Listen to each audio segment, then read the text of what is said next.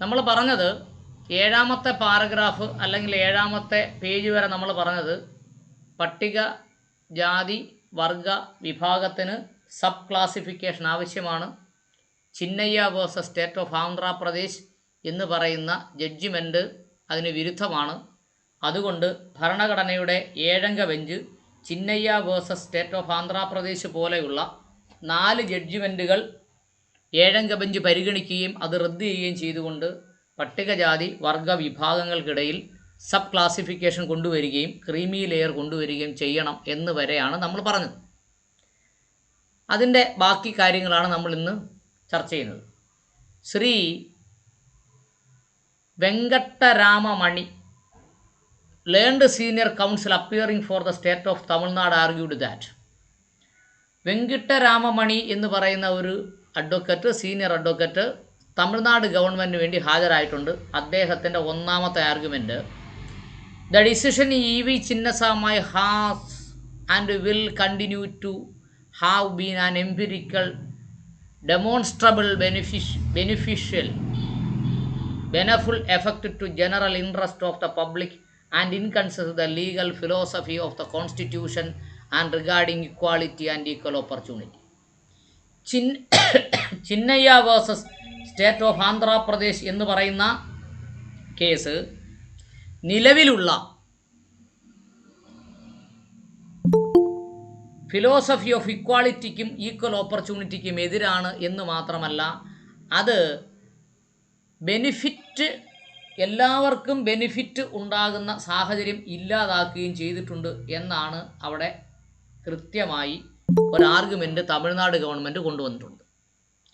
Shri the decision EV Chinnaiah has and will continue to have an empirical demonstrable beneficial effect, അത് ഡെമോൺസ്ട്രബിളായ, എടുത്തു കാണിക്കാൻ പറ്റുന്നൊരു ബെനഫുൾ എഫക്റ്റ് ഉണ്ടാക്കുന്നുണ്ട് on the general interest of the public.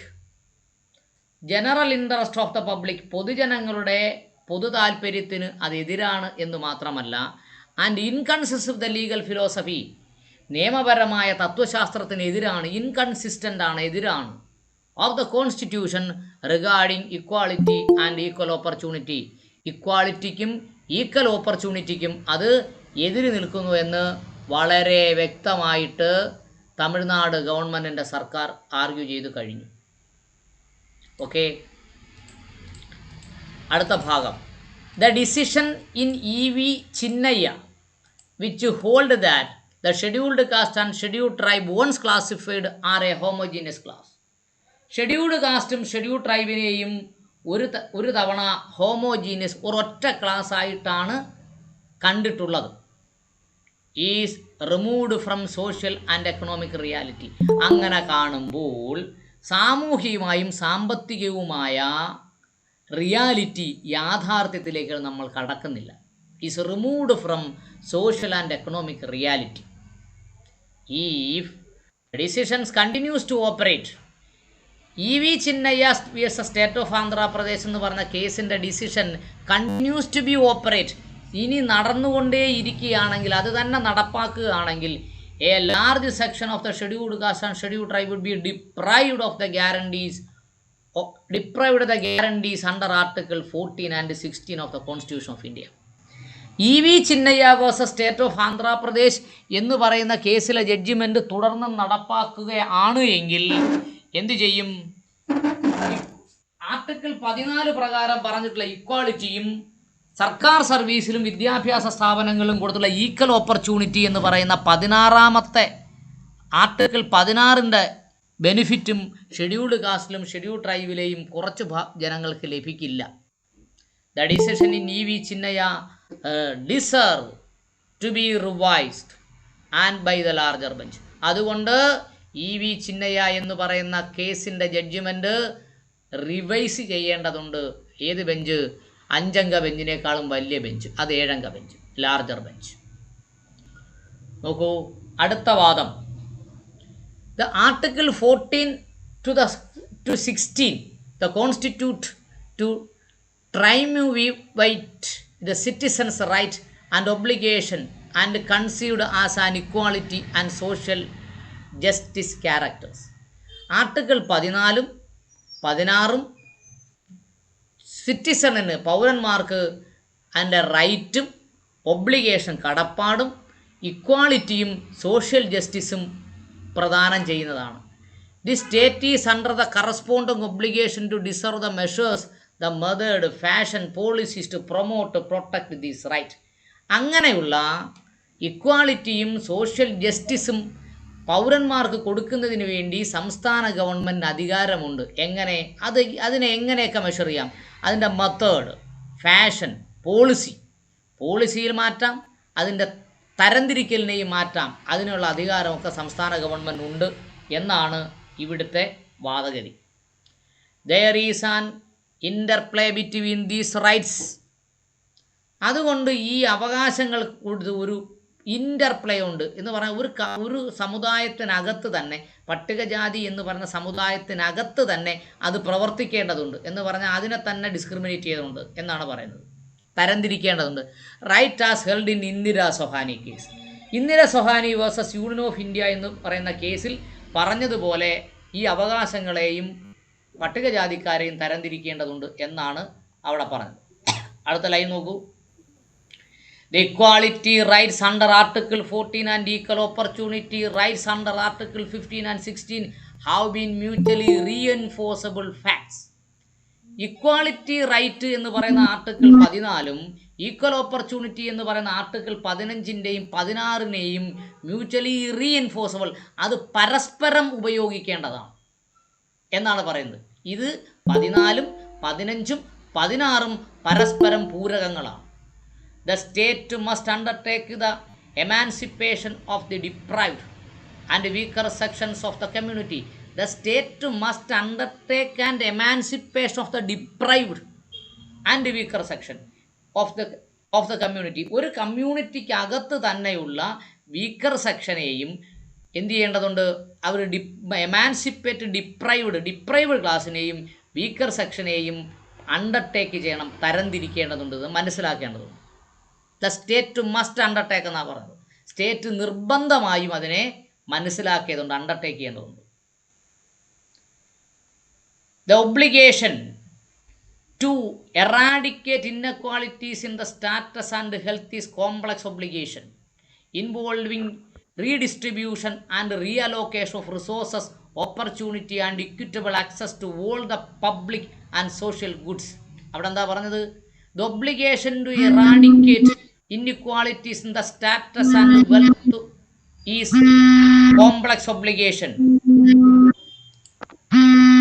Payase off the way.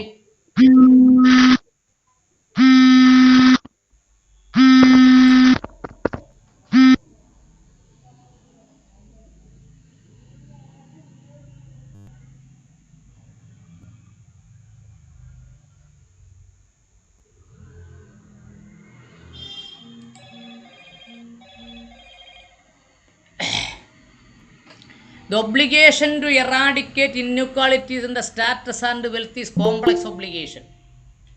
Eradicate inequality ഇല്ലാതാക്കുന്നതും status എന്ന് പറയുന്ന ഇന്നിക്വലായിട്ടുള്ള സ്റ്റാറ്റസ് ഇല്ലാക്കുന്നതും ഇന്നിക്വലായിട്ടുള്ള വെൽത്ത് ഇല്ലാതാക്കുന്നതും it is a complex obligation involving redistribution and reallocation of resources.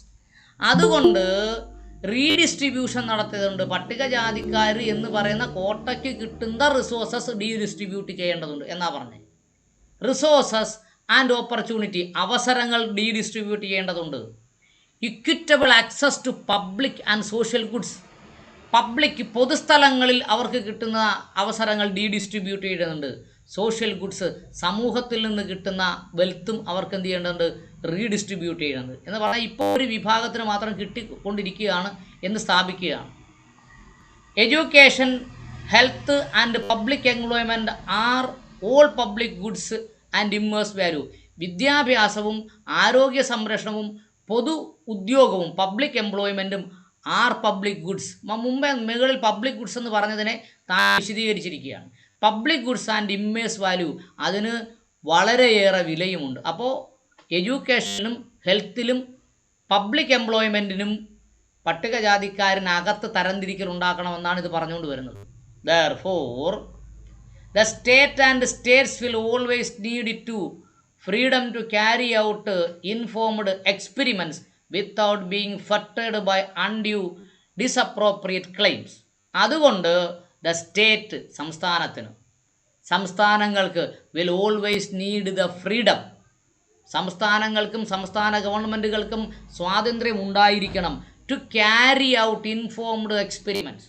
പട്ടികജാതി പട്ടികവർഗ വിഭാഗങ്ങളെന്ന് പറയുന്ന പിന്നോക്ക ജനവിഭാഗത്തിനെ മുന്നോക്കം എത്തിക്കുന്നതിന് വേണ്ടി എക്സ്പെരിമെൻ്റ് ചെയ്യാൻ അവസരമുണ്ടാകണം without being fettered by undue disappropriate claim.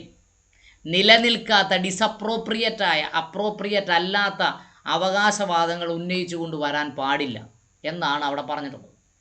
The court has to keep social dynamics. കോടതി എന്ത് ചെയ്യണം? സാമൂഹികപരമായി ഡൈനാമിക് ആവണം, ചേഞ്ച് ചെയ്യുന്നതാവണമെന്ന്. അന്ന് ആദ്യത്തെ വിധിയെ എന്നെങ്കിലും സുപ്രീം കോടതി ഒരു വിധി പറഞ്ഞാൽ ആ വിധിയിൽ തന്നെ ഉറച്ചു നിൽക്കരുത്. ഡൈനാമിക് ആവണം, ചലനമുണ്ടാകണം, സോഷ്യൽ ഡൈനാമിക്, സാമൂഹ്യ ചലനമുണ്ടാകണം.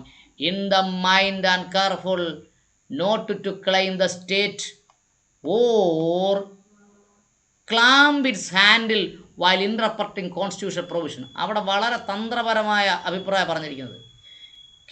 ഒരു കേരളം പോലെയോ അല്ലെങ്കിൽ മറ്റൊരു സംസ്ഥാനം ഭരണഘടനയെ ഇൻറർപ്രറ്റ് ചെയ്തുകൊണ്ട് മുന്നോട്ട് വരുമ്പോൾ സ്റ്റേറ്റ് ഗവൺമെൻറ് അത്തരത്തിലുള്ള അധികാരത്തിനെ ചങ്ങലക്കിടുന്നതിന് വേണ്ടി ഭരണഘടനയുടെ പ്രൊവിഷൻസ് ഇൻറർപ്രറ്റ് ചെയ്യാൻ കോടതികൾ അങ്ങനെ നടത്താൻ പാടില്ല എന്നാണ് അവിടെ പറഞ്ഞിട്ടുള്ളത്.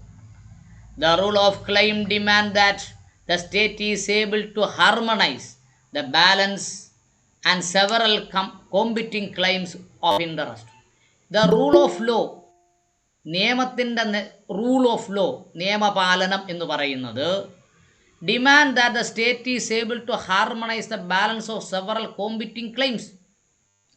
സംസ്ഥാന ഗവൺമെൻറ് കോമ്പിറ്റ് ചെയ്യപ്പെടുന്ന പല ക്ലെയിമുകളെയും ബാലൻസ് ചെയ്തുകൊണ്ട് ഹാർമണൈസ് ചെയ്തുകൊണ്ട് വേണം അവർക്ക് മുമ്പോട്ട് പോകാൻ.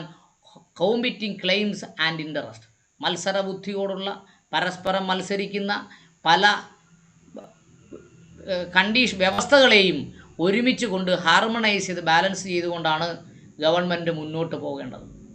അടുത്തത്, Indira Sawhney the word backward classes. Indira Sawhney എന്ന് പറയുന്നൊരു കേസുണ്ട്, 1000-ഓളം പേജുകളുണ്ട് അതിൻ്റെ judgement. Indira Sawhney versus union of India എന്നാണ് ആ കേസിൻ്റെ പേര്. ദ വേർഡ് ബാക്ക്വേർഡ് ക്ലാസസ് എന്ന് പറയുന്ന പേര് declared to include scheduled caste and scheduled tribe and what all consideration include dealing with the backwardness would be also attracted to the scheduled caste and scheduled tribes. ഇവിടെ പറഞ്ഞത് backward class എന്ന് പറയുന്നത് പട്ടികജാതിയിലെ എല്ലാവരെയും attract ചെയ്യുന്നു, പട്ടികവർഗ്ഗക്കാരെ എല്ലാവരെയും attract ചെയ്യുന്നു, പിന്നോക്കം വരുന്ന എല്ലാവരെയും അത് അട്രാക്റ്റ് ചെയ്യുന്നുണ്ട്. ദാറ്റ് ഈസ് അതുകൊണ്ട് grouping, classification or sub classification of caste and tribes for effectuating the rights under article 16 sub clause 1 and 16 sub clause 4 is permissible. Article 16(1) പ്രകാരവും 16(4) പ്രകാരവും ബാക്ക്വേർഡ്നെസ് എന്ന് പറയുന്ന ഒരൊറ്റ ക്ലാസ്സിൽ ചെയ്തുകൊണ്ട് പ്രത്യേകം ഗ്രൂപ്പ് ചെയ്യാൻ കഴിയും, സബ് ക്ലാസിഫിക്കേഷൻ ചെയ്യാൻ കഴിയും, ക്ലാസിഫിക്കേഷൻ ചെയ്യാൻ കഴിയും. അതെല്ലാം 16(1) പരിധിയിലും 16(4) പരിധിയിലും അടങ്ങിയിട്ടുണ്ട് എന്നാണ് അവിടെ വാദഗതി ഉന്നയിച്ചിട്ടുള്ളത്. ഓക്കെ, അടുത്തത്, there are inter se distinction to inequalities within the scheduled caste and scheduled tribe in their ability to access education, employment, afford health care and enjoy the same social status. അവിടെ എന്താ പറഞ്ഞേ? അവിടെ വളരെ വ്യക്തമായി പറഞ്ഞത് there are inter se distinction എന്ന് പറഞ്ഞാൽ ഒരു ഗ്രൂപ്പിനകത്ത് തന്നെ വ്യത്യസ്തങ്ങളുണ്ട്, ഇന്റർ സെ ഡിസ്റ്റിങ്ഷൻ ഉണ്ട്. ആൻഡ് ഇൻഇക്വാളിറ്റീസ്, തുല്യത കുറവുണ്ട്, തുല്യത ഇല്ലായ്മയുണ്ട്. ഏതിൽ? വിത്തിൻ ദ ഷെഡ്യൂൾഡ് കാസ്റ്റിനകത്തും ഷെഡ്യൂൾഡ് ട്രൈബിനകത്തും ഇന്റർ സെ ഡിസ്റ്റിങ്ഷൻ ഉണ്ട്, ഇൻഇക്വാളിറ്റി നിലവിലുണ്ട്. In their ability to access education, employment, afford health care and enjoy the same social status. സാമൂഹ്യ അവസ്ഥയിൽ പട്ടികജാതിയിൽ വ്യത്യാസമുണ്ട്. Health care, affordable health care, ആരോഗ്യ സംരക്ഷണത്തിൻ്റെ കാര്യത്തിൽ പട്ടികജാതിയിലും വർഗത്തിലും വ്യത്യസ്തമുണ്ട്. എംപ്ലോയ്മെൻറ്റ്, സർക്കാർ ഉദ്യോഗങ്ങൾ നേടുന്നുള്ള കഴിവിൽ വ്യത്യാസമുണ്ട്. എബിലിറ്റി ടു എഡ്യൂക്കേഷൻ, വിദ്യാഭ്യാസം നടത്തുന്നതിലും പട്ടികജാതിയിലും വർഗത്തിലും വ്യത്യാസങ്ങളുണ്ട് എന്ന് അവിടെ പറഞ്ഞ് സ്ഥാപിക്കുകയാണ്. There are undeniable classes within the class. അതുകൊണ്ട് ഒരിക്കലും ഡിനേ ചെയ്യാതെ, ഇല്ല എന്ന് പറയാൻ പറ്റാത്ത രീതിയിൽ there is a classes within the class. പട്ടികജാതി എന്ന് പറയുന്ന വിഭാഗത്തിൽ, പട്ടികവർഗം എന്ന് പറയുന്ന വിഭാഗത്തിൽ പ്രത്യേകം ക്ലാസ്സുകൾ ഉണ്ട് എന്ന് അവിടെ സ്ഥാപിക്കുകയാണ് ചെയ്യുന്നത്. നോക്കൂ, the data documented by the state shows that inter-se inequalities are there. Tamil Nadu government എടുത്ത സർവേ പ്രകാരം അവരുടെ ഡേറ്റ പരിശോധിച്ചപ്പോൾ പ്രത്യേകമായ ഒരു ജാതിക്ക് എപ്പോഴും വിഭവങ്ങൾ കിട്ടുകയും പ്രത്യേകമായ ഒരു ജാതിക്ക് എപ്പോഴും വിഭവങ്ങൾ കിട്ടാതിരിക്കുകയും ചെയ്യുന്നു. That shows that there say inequalities, inter se inequality persist. Persist എന്ന് പറഞ്ഞാൽ അവിടെ ശാശ്വതമെന്നാണ് പറഞ്ഞത്. അന്ന് സ്വാതന്ത്ര്യം കിട്ടിയതിന് ശേഷം ഇതുവരെ സംവരണം കിട്ടാത്ത വിഭാഗവും ഉണ്ട് എന്നാണ് പറഞ്ഞത്. ശാശ്വതമായ ഇൻഇക്വാളിറ്റി നിലനിൽക്കുന്നു. It is open to the state and state to deal with backward classes based on the each group need or sub classes and handle providing in balances. അതുകൊണ്ട് it is open to the state. അതുകൊണ്ട് ഭരണഘടന ഇത് ഒരവസരം സംസ്ഥാനങ്ങൾക്ക് തുറന്നിട്ട് കൊടുത്തിരിക്കുകയാണെന്ന്. Open to the state and state to deal with backward classes. Backward ക്ലാസസിനെ deal ചെയ്യാൻ, കൈകാര്യം ചെയ്യാൻ ഒരു അവസരം കൊടുത്തേക്കാണ്. Deal with backward classes based on each group. Backward ക്ലാസ്സിലെ ഓരോ ഗ്രൂപ്പിനെയും ബേസ് ചെയ്തുകൊണ്ട് അവസരങ്ങൾ കൈകാര്യം ചെയ്യാൻ അവസരമുണ്ട്. Sub class or sub class, അപ്പോൾ സബ് ക്ലാസ്സിനെ ഹാൻഡിൽ ചെയ്യാനുള്ള അവസരമുണ്ട്. പ്രിവെയിലിംഗ് ഇൻബാലൻസസ്, എങ്ങനെ ഈ സംവരണത്തിൻ്റെ ഇൻബാലൻസ് ഇല്ലാതാക്കുന്നതിന് വേണ്ടി, എല്ലാവരെയും ബാലൻസ് ചെയ്യുന്നതിന് വേണ്ടി സംസ്ഥാന ഗവൺമെൻറ്റിന് അവസരം തുറന്നിട്ട് കൊടുത്തിരിക്കുന്നു എന്നാണ് അവിടെ പറഞ്ഞിട്ടുള്ളത്. അടുത്തത് പറയുന്നു, the decision in E V Chinnaiah has frozen all state authorities under article 14 and 16 of the constitution. അതുകൊണ്ട് E V Chinnaiah versus state of Andhra Pradesh എന്ന് പറയുന്ന കേസ് എന്തു ചെയ്തു? സംസ്ഥാന ഗവൺമെൻറ്റുകൾക്ക് ആർട്ടിക്കിൾ 14 പ്രകാരവും 16 പ്രകാരവുമുള്ള നിയമനിർമ്മാണം നടത്തുന്നതിന് വളരെ തടസ്സമായി നിൽക്കുകയാണ്. E V Chinnaiah does not answer any question raised. മുമ്പേ ഉന്നയിച്ച സബ് ക്ലാസിഫിക്കേഷൻ്റെ ഇൻഇക്വാളിറ്റിയെക്കുറിച്ചുള്ള ഒരു ക്വസ്റ്റ്യനെയും ഇ വി ചിന്നയ്യ എന്ന് പറയുന്ന ജഡ്ജിമെൻറ്റ് ആൻസർ ചെയ്തിട്ടില്ല. It is based on the premise that all scheduled caste can must be collect enjoyly benefit of reservation regardless inter-se equality. അതുകൊണ്ട് പട്ടികജാതിക്കാർക്ക് കൊടുത്തിരിക്കുന്ന സംവരണം എന്ന് പറയുന്നത് വ്യത്യസ്ത ജാതി സമൂഹം തമ്മിൽ വ്യത്യസ്തമില്ലാതെ അവർ ഒരേപോലെ അനുഭവിക്കേണ്ടതുണ്ട്.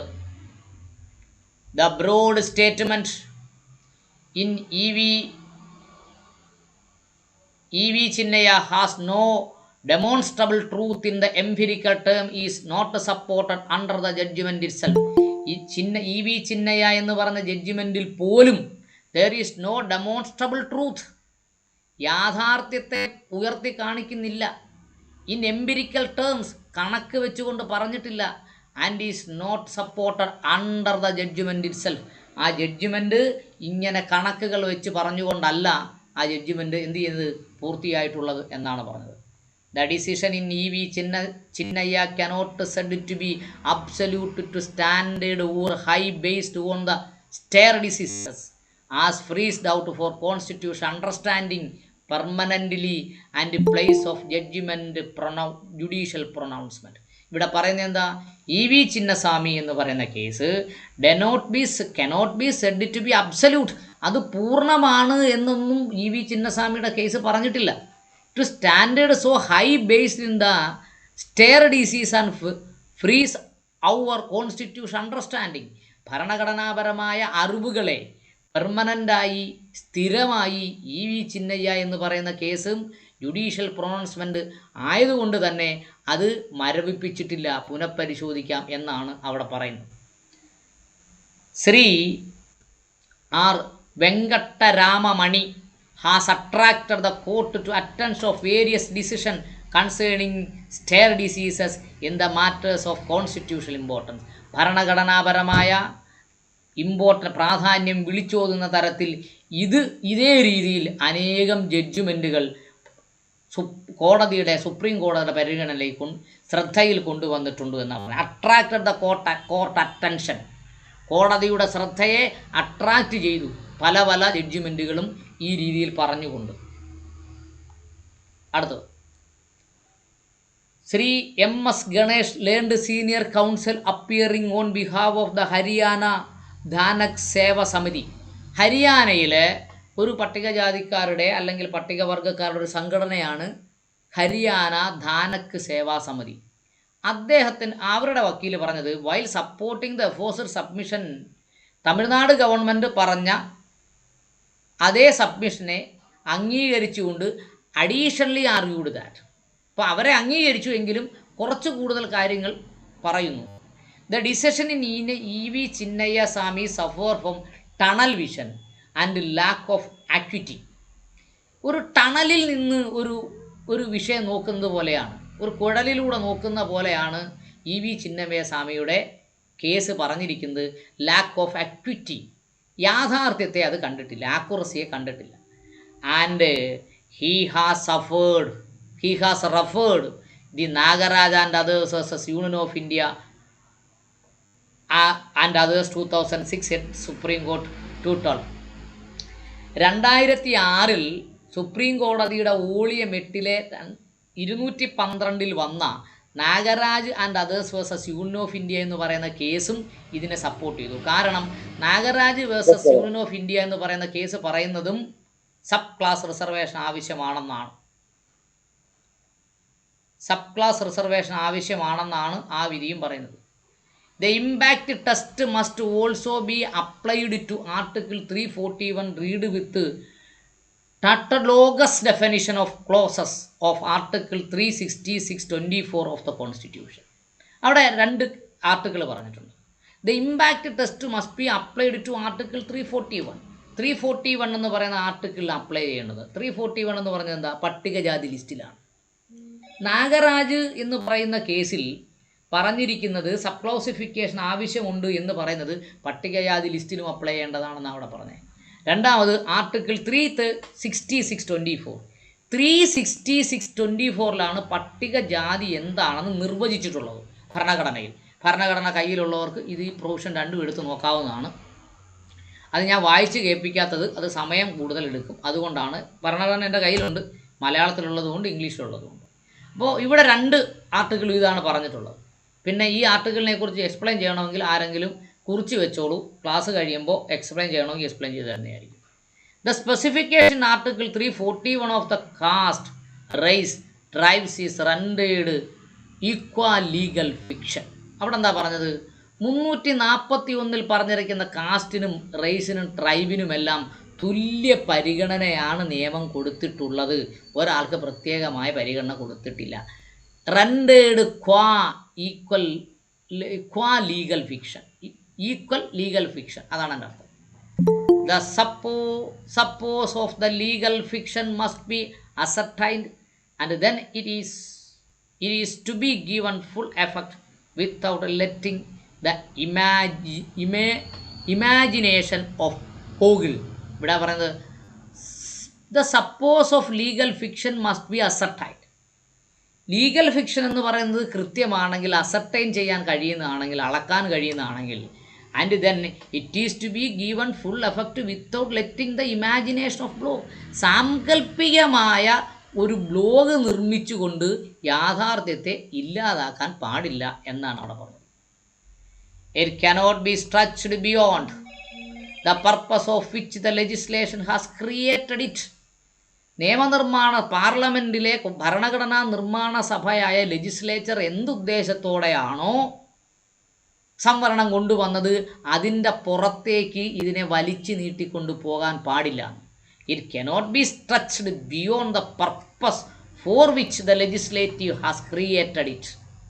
ലെജിസ്ലേറ്റീവ് പർപ്പസ് എന്താണോ അതിനകത്ത് നിർത്തി വേണം ഓരോ വസ്തുതകളെയും വ്യാഖ്യാനിക്കാൻ. The legal fiction under article 341 is limited to specification. Legal fiction എന്ന് പറയുന്ന ആ വസ്തുത 341 വളരെ ലിമിറ്റായിട്ട് മാത്രമാണ് ഉപയോഗിച്ചിരിക്കുന്നത്. 341 എന്ന് പറഞ്ഞാൽ പ്രസിഡൻഷ്യൽ ഓർഡർ പ്രകാരമുള്ള പട്ടികജാതി ലിസ്റ്റാണ്. The specification is not distributed. ആ സ്പെസിഫിക്കേഷൻ എന്ത് ചെയ്തിട്ടില്ല? ഡിസ്ട്രിബ്യൂട്ട് ചെയ്തിട്ടില്ല, വിതരണം ചെയ്തിട്ടില്ല. By sub classification. ഇപ്പോൾ 8% സംവരണം ഉണ്ട് എന്ന് പറഞ്ഞാൽ 8% സബ് ക്ലാസിഫിക്കേഷനായി ഡിസ്ട്രിബ്യൂട്ട് ചെയ്തിട്ടില്ല. Of the scheduled caste mentioned in the list. 341 ലിസ്റ്റിൽ പറഞ്ഞ ഓരോരുത്തർക്കും എത്രത്തോളം സംവരണം കിട്ടും, അല്ലെങ്കിൽ ഒരു വർഷം എത്ര സംവരണം കിട്ടുമെന്ന് സബ് ക്ലാസിഫിക്കേഷൻ മെൻഷൻ ചെയ്തിട്ടില്ല എന്നാണ് അവിടെ പറഞ്ഞത്. അടുത്ത ആർഗ്യുമെൻറ്റ് നമ്പർ 2, അതായത് B. The caste given for the reservation are not represented in the service of the state. Caste given further reservation. Further reservation എന്ന് പറഞ്ഞാൽ എന്താണ്?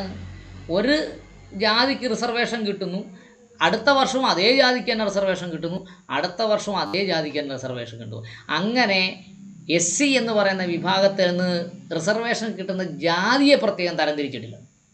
The caste given further reservation are not represented in the service of the state.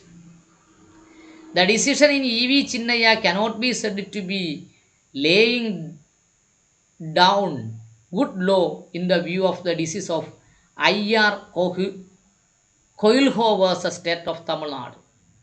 2007 2 volume supreme കോർട്ടിൻ്റെ 1ാമത്തെ പേജിൽ പറയുന്നിരിക്കുന്ന IR Coelho vs. State of Tamil Nadu എന്ന കേസിൻ്റെയും നേരെ വിപരീതമായിട്ടാണ് ചിന്നയ്യ എന്ന് പറയുന്ന കേസിനെ തീരുമാനിച്ചിട്ടുള്ളത്.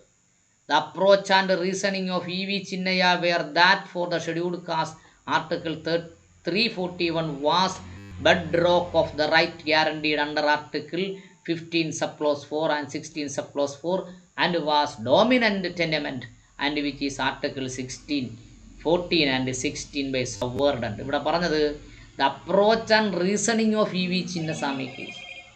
EV Chinnasamy കേസിലുള്ള അപ്രോച്ച്, അതിൽ സ്വീകരിച്ച മെത്തേഡ് ആൻഡ് റീസണിങ്, എന്ത് സാഹചര്യം കൊണ്ടാണോ ആ വിധി പറഞ്ഞത്, അത് where that for scheduled caste article 341 was the bedrock rights guaranteed. അങ്ങനെ ആർട്ടിക്കിൾ 14 കൂടെ വ്യാഖ്യാനിച്ചപ്പോൾ it is a bedrock. അത് മറ്റുള്ളവർക്ക് ആർട്ടിക്കിൾ 15 ക്ലോസ് 4 16 ക്ലോസ് 4 കൊടുത്തിരിക്കുന്ന അംഗീകാരത്തിനെ ബെഡ് റോക്ക് ചെയ്തിരിക്കുകയാണ്, തടഞ്ഞു നിർത്തിയിരിക്കുകയാണ്. And was dominant tenement which is article 14 and 16. Article 14 എന്ന് പറയുന്ന equality before law and equal opportunity of law എന്നും, പട്ടികജാതി പട്ടികവർഗ വിഭാഗത്തിന് സർക്കാർ ഉദ്യോഗങ്ങളിലും വിദ്യാഭ്യാസ സ്ഥാപനങ്ങളിലും സംവരണം കൊടുക്കാമെന്ന് പറയുന്ന 16 എന്ന് പറഞ്ഞ ആർട്ടിക്കിളിനെയും എന്തു ചെയ്യുന്നു? അതിൻ്റെ യഥാർത്ഥ ഉദ്ദേശശുദ്ധിയെ EV ചിന്നയ്യ എന്ന് പറയുന്ന സ്റ്റേറ്റ് എന്ന ജഡ്ജിമെൻറ്റ് ഇല്ലാതാക്കി കളയുന്നു എന്നാണ് ഇവിടെ വാദിച്ചിട്ടുള്ളത്. ദാറ്റ് പിന്നെ പറയുന്നു, EV ചിന്നയ്യ ഈ subject to Occam's of razor എൻഡർ നോൺ സെറ്റ് മൾട്ടിപ്ലിക്ക പർപ്പർട്ട് നെസസിറ്റെ എന്ന് പറഞ്ഞാൽ entities ought not to be multiplied except from the necessity. അത്യാവശ്യങ്ങളാണ് പരിഗണിക്കപ്പെടേണ്ടത്, അല്ലാതെ നിലനിൽപ്പ് കൂടുതൽ മൾട്ടിപ്ലൈ ചെയ്ത് ഒരാൾക്ക് കൊടുക്കലല്ല. ഫ്രം നെസസിറ്റിയിൽ നിന്നും എക്സെപ്റ്റ് ഫ്രം നെസസിറ്റി, അത്യാവശ്യത്തിൽ നിന്നും നിലനിൽപ്പിനെ മാറ്റി വെക്കണം. Which means that unnecessary or constituents in the subject being analysed are eliminated. Unnecessary, ആവശ്യമില്ലാത്തതുമായുള്ള ചർച്ചകൾ ഒഴിവാക്കേണ്ടതുണ്ട്. ഇത് inclusion in the list cannot be dictate to enforcement and effectuation by the state of the rights guaranteed under Article 15 subclause 4 and 16 subclause 4 between those specified caste, race, group and intersect. അവിടെ എന്താ പറഞ്ഞേ? The inclusion in the list. Inclusion ലിസ്റ്റിൽ include ചെയ്തതിനെ cannot dictate the enforcement and effectuation of the state in right 15 clause 4 and 16 clause 4 because those specified caste, race and group inter se.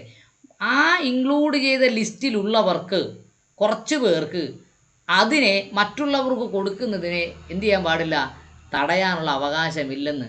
Cannot be dictate, അവർ dictator ആവാൻ പാടില്ല. എന്തിനെ? To enforcement and effectuation by the state.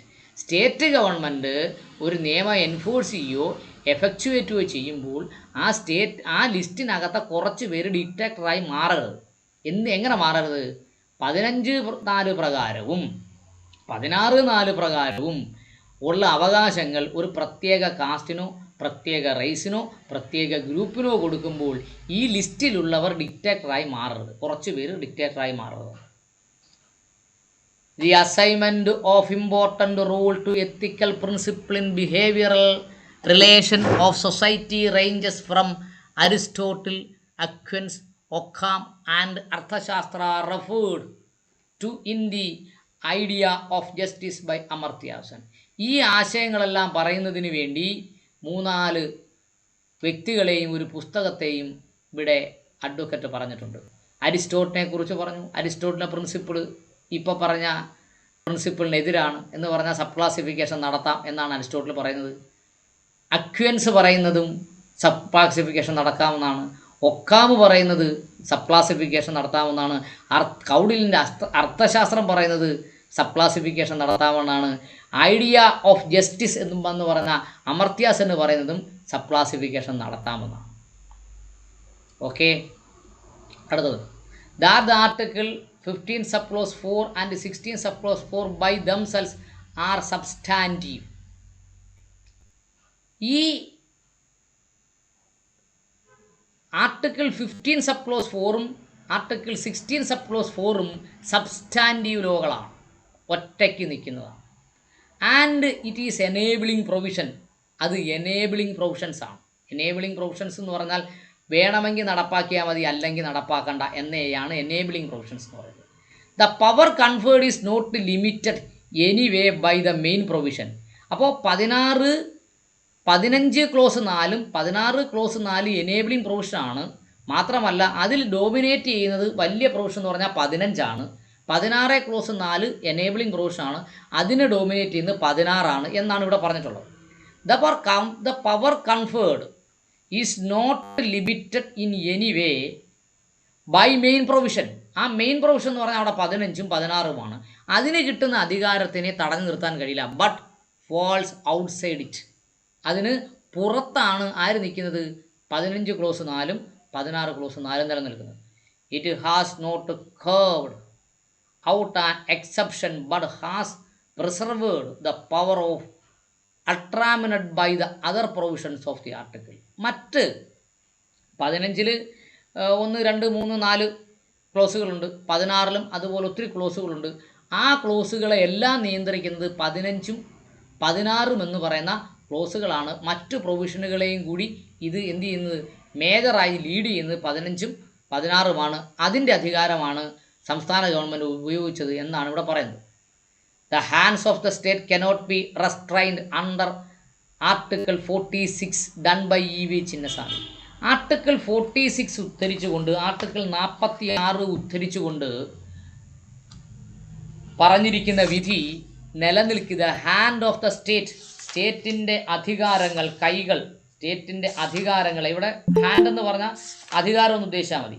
The സ്റ്റേറ്റിൻ്റെ അധികാരത്തെ article 46 ഉദ്ധരിച്ചുകൊണ്ട് E.V. ചിന്നസ്വാമിയെ വ്യാഖ്യാനിച്ചത് ശരിയല്ല എന്നാണ് പറഞ്ഞത്. Article 46 പറയുന്നത് എന്താണെന്നറിയാമോ? പട്ടികജാതിക്കാരുടെയും പട്ടിക ഗോത്രങ്ങളുടെയും മറ്റും ദുർബല വിഭാഗങ്ങളുടെയും വിദ്യാഭ്യാസപരവും സാമ്പത്തികവുമായ താൽപ്പര്യങ്ങളെ അഭിവൃദ്ധിപ്പെടുത്തുന്നതിന് രാഷ്ട്രം ജനങ്ങളിൽ ദുർബല വിഭാഗങ്ങളുടെ, പ്രത്യേകിച്ച് പട്ടികജാതിക്കാരുടെയും പട്ടിക ഗോത്രങ്ങളുടെയും വിദ്യാഭ്യാസപരവും സാമ്പത്തികപരമായ താൽപ്പര്യങ്ങളെ പ്രത്യേക ശ്രദ്ധയോടെ അഭിവൃദ്ധിപ്പെടുത്തേണ്ടതും അവരെ സാമൂഹിക നീതിയിൽ നിന്നും എല്ലാവിധത്തിലുള്ള ചൂഷണത്തിൽ നിന്നും രക്ഷിക്കേണ്ടതുമാണ്. ഇവിടെ പറയുന്നത് ആർട്ടിക്കിൾ 16 പ്രകാരം under article 40 as done by Chinnaiah, എന്ന് പറഞ്ഞാൽ ചിന്നയ്യ കേസിൽ ഈ കാര്യം 46 പ്രതിപാദിച്ചിട്ടില്ല.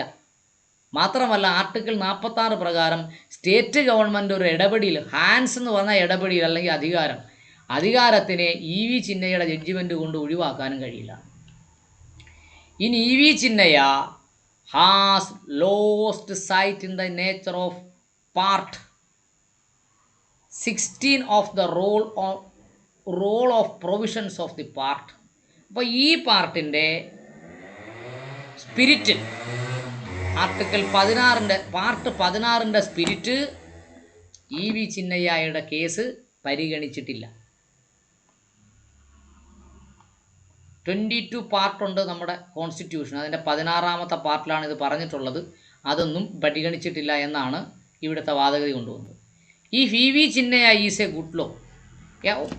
തിരിച്ചു പറയുന്നത്, അപ്പോൾ EV ചിന്നയ്യ ഒരു നല്ല നിയമമാണെങ്കിൽ, അത് നടപ്പാക്കുകയാണെങ്കിൽ, it's problematics give rise to the prospects and challenge the constitution validity of article 342A.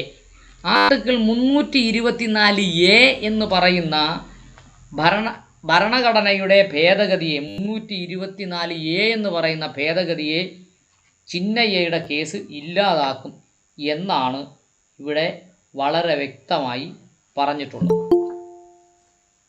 അടുത്തത്, ഈ 342A എന്ന് 342A എന്ന് പറയുന്ന ക്ലോസ് 2018 എഴുതി ചേർത്തിട്ടുള്ളത്. EV ചിന്നയ്യ എന്ന് പറയുന്ന കേസ് നിലനിർത്തിയാൽ 324A എന്ന് പറയുന്ന ഭരണഘടനാ ഭേദഗതി തന്നെ റദ്ദായി പോകുമെന്നാണ് അവിടെ പറഞ്ഞിട്ടുള്ളത്. മനസ്സിലായി കാണുമെന്ന് വിശ്വസിക്കുന്നു.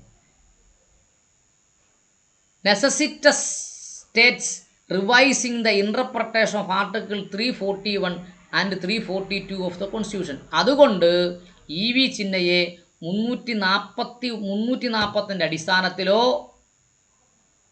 342 അടിസ്ഥാനത്തിലും റീവിസിറ്റിംഗ് ചെയ്യണം, റീഇൻ്റർപ്രറ്റ് ചെയ്യണം, വീണ്ടും അതിനെ കേൾക്കേണ്ടതുണ്ട് എന്നാണ് ഇവിടെ പറയുന്നത്. അടുത്തത് paragraph number 10. Shri Dinesh Gupta learned senior counsel argued that. Dinesh Gupta എന്ന് പറയുന്ന ഒരു സീനിയർ കൗൺസിലിൻ്റെ ആർഗ്യുമെൻ്റ് ഇങ്ങനെയാണ്: there is no bar to grant a state preference under article 341 subclause 2 and 342 subclause 2 of the constitution. 341-ഉം 342-ഉം ഒക്കെ പറയുന്നത് അതിൻ്റെ സബ്ക്ലാസിഫിക്കേഷന് വേണ്ടി there is no bar, പ്രത്യേകം there is no bar to grant state preference. 342 ഒന്ന് പറയുന്നത് 341, ഒരു മിനിറ്റ് ഞാനൊന്ന് എടുത്തോട്ടെ.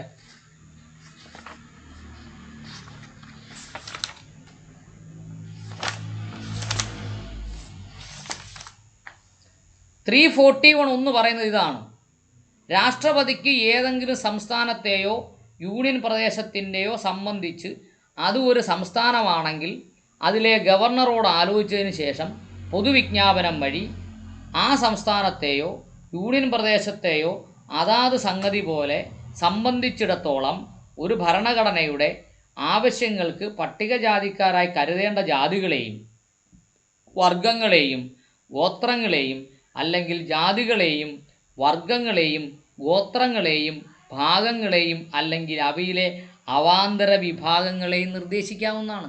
ഇവിടെ വളരെ വ്യക്തമായി പറഞ്ഞിട്ടുണ്ട് പട്ടികജാതി പട്ടികവർഗ വിഭാഗങ്ങളുടെ അവാന്തര വിഭാഗങ്ങളെയും നിർദ്ദേശിക്കാവുന്നതാണെന്ന്. 2-ൽ എന്താ പറഞ്ഞിട്ടുള്ളത്? അത് 341-1 പറഞ്ഞത്. 341-2 പറഞ്ഞത് ഒന്നാം ഖണ്ഡപ്രകാരം പുറപ്പെടുവിച്ച ഒരു വിജ്ഞാപനത്തിൽ നിർദ്ദേശിച്ചിട്ടുള്ള പട്ടികജാതിക്കാരുടെ ലിസ്റ്റിൽ പാർലമെൻറ്റിന് നിയമം വഴി ഏതെങ്കിലും ജാതിയെയോ വർഗത്തെയോ ഗോത്രത്തെയോ അല്ലെങ്കിൽ ഏതെങ്കിലും ജാതിയുടെയോ വർഗത്തിൻ്റെയോ ഗോത്രത്തിൻ്റെയോ ഭാഗത്തിൻ്റെയോ അല്ലെങ്കിൽ അവയിലെ അവാന്തര വിഭാഗത്തിനെയോ ഉൾപ്പെടുത്തുകയോ ലിസ്റ്റിൽ നിന്ന് ഒഴിവാക്കുകയോ ചെയ്യാവുന്നതാണ്. അപ്പോൾ പുതിയതായി ലിസ്റ്റിൽ കൊണ്ടുവരാനും ലിസ്റ്റിൽ നിന്ന് ഒഴിവാക്കാനും 341(2) പ്രകാരം പാർലമെൻറ്റിന് അധികാരമുണ്ട്.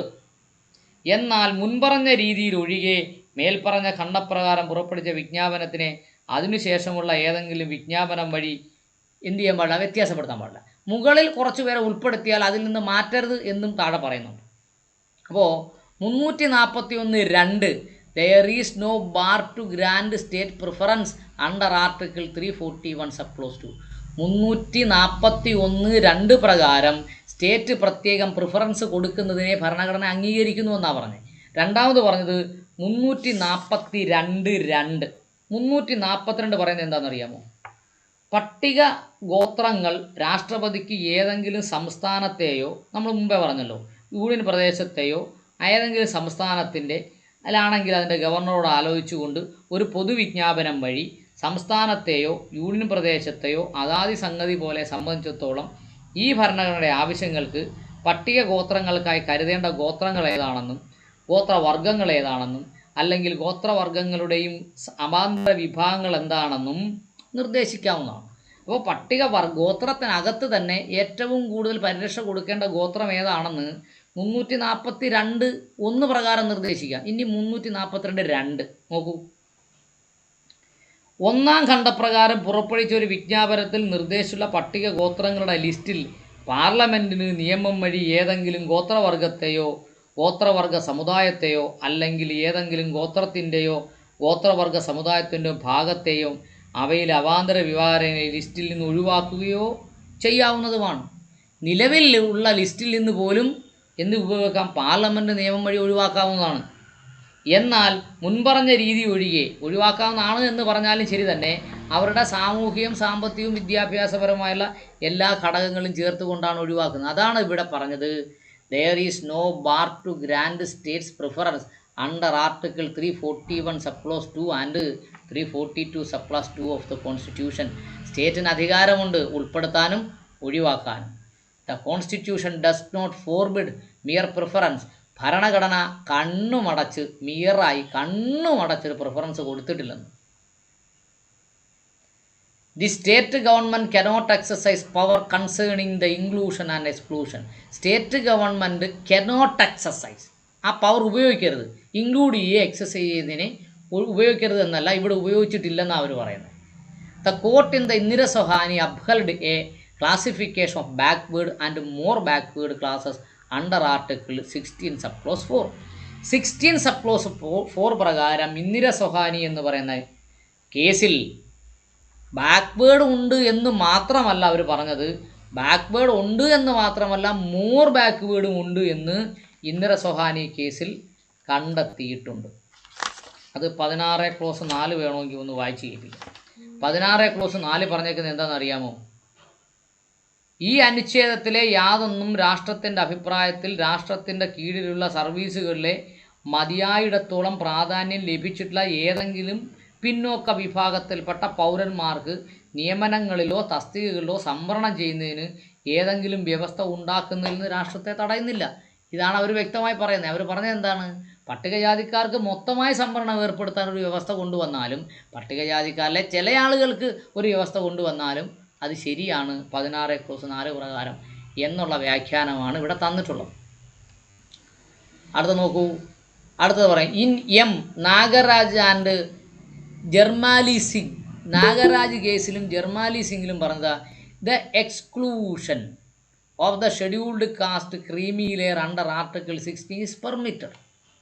പട്ടികജാതി വിഭാഗത്തിൽ ക്രീമി ലെയർ കൊണ്ടുവരുന്നത് അനുവദിക്കാവുന്നതാണ്. എങ്ങനെ അനുവദിക്കാവുന്നതാണ്? 16 ക്ലോസ് 4 പ്രകാരം അനുവദിക്കാവുന്നതാണ്.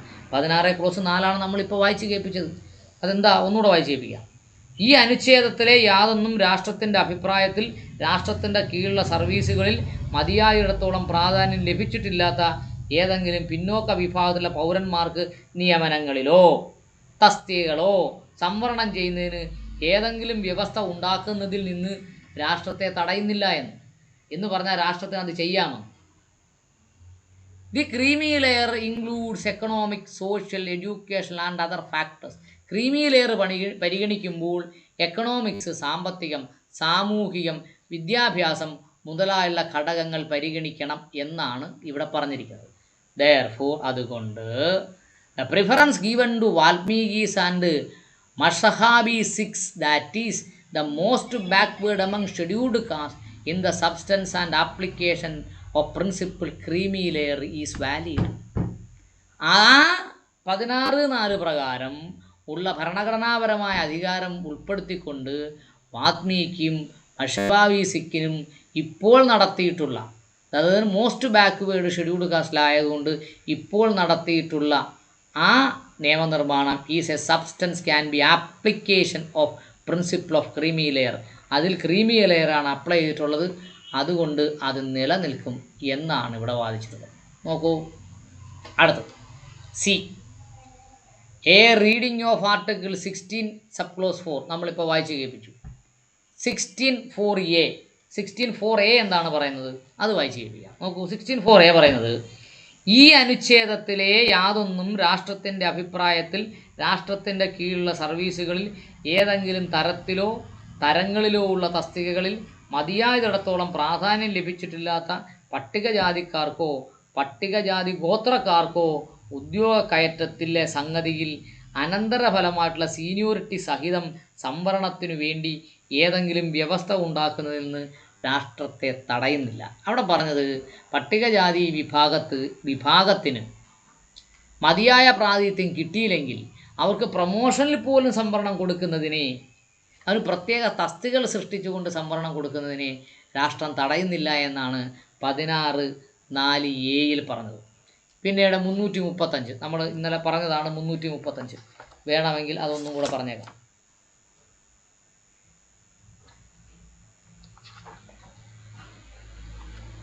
335 പറഞ്ഞത്,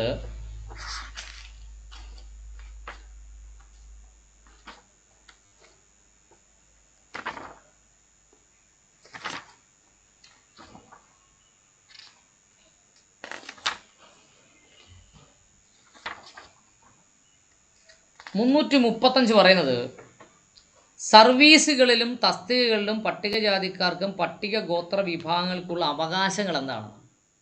അവിടെ പറയുന്നത്, ഭരണത്തിൻ്റെ കാര്യക്ഷമതയുടെ സംരക്ഷണത്തിനായി പൊതു താൽപ്പര്യം പെടുന്ന വിധം യൂണിയൻ്റെയോ എന്ന് പറഞ്ഞാൽ കേന്ദ്ര ഗവൺമെൻറ്റിൻ്റെയോ സംസ്ഥാന ഗവൺമെൻറ്റെയോ കാര്യങ്ങളുമായി ബന്ധപ്പെട്ട് സർവീസുകളിലേക്കും തസ്തികകളിലേക്കും നിയമനങ്ങൾ നടത്തുന്നതിന് പട്ടികജാതികളിലും ഗോത്രവർഗത്തിൽപ്പെട്ട അംഗങ്ങളുടെ അവകാശങ്ങൾ പരിഗണിക്കേണ്ടതാണ്.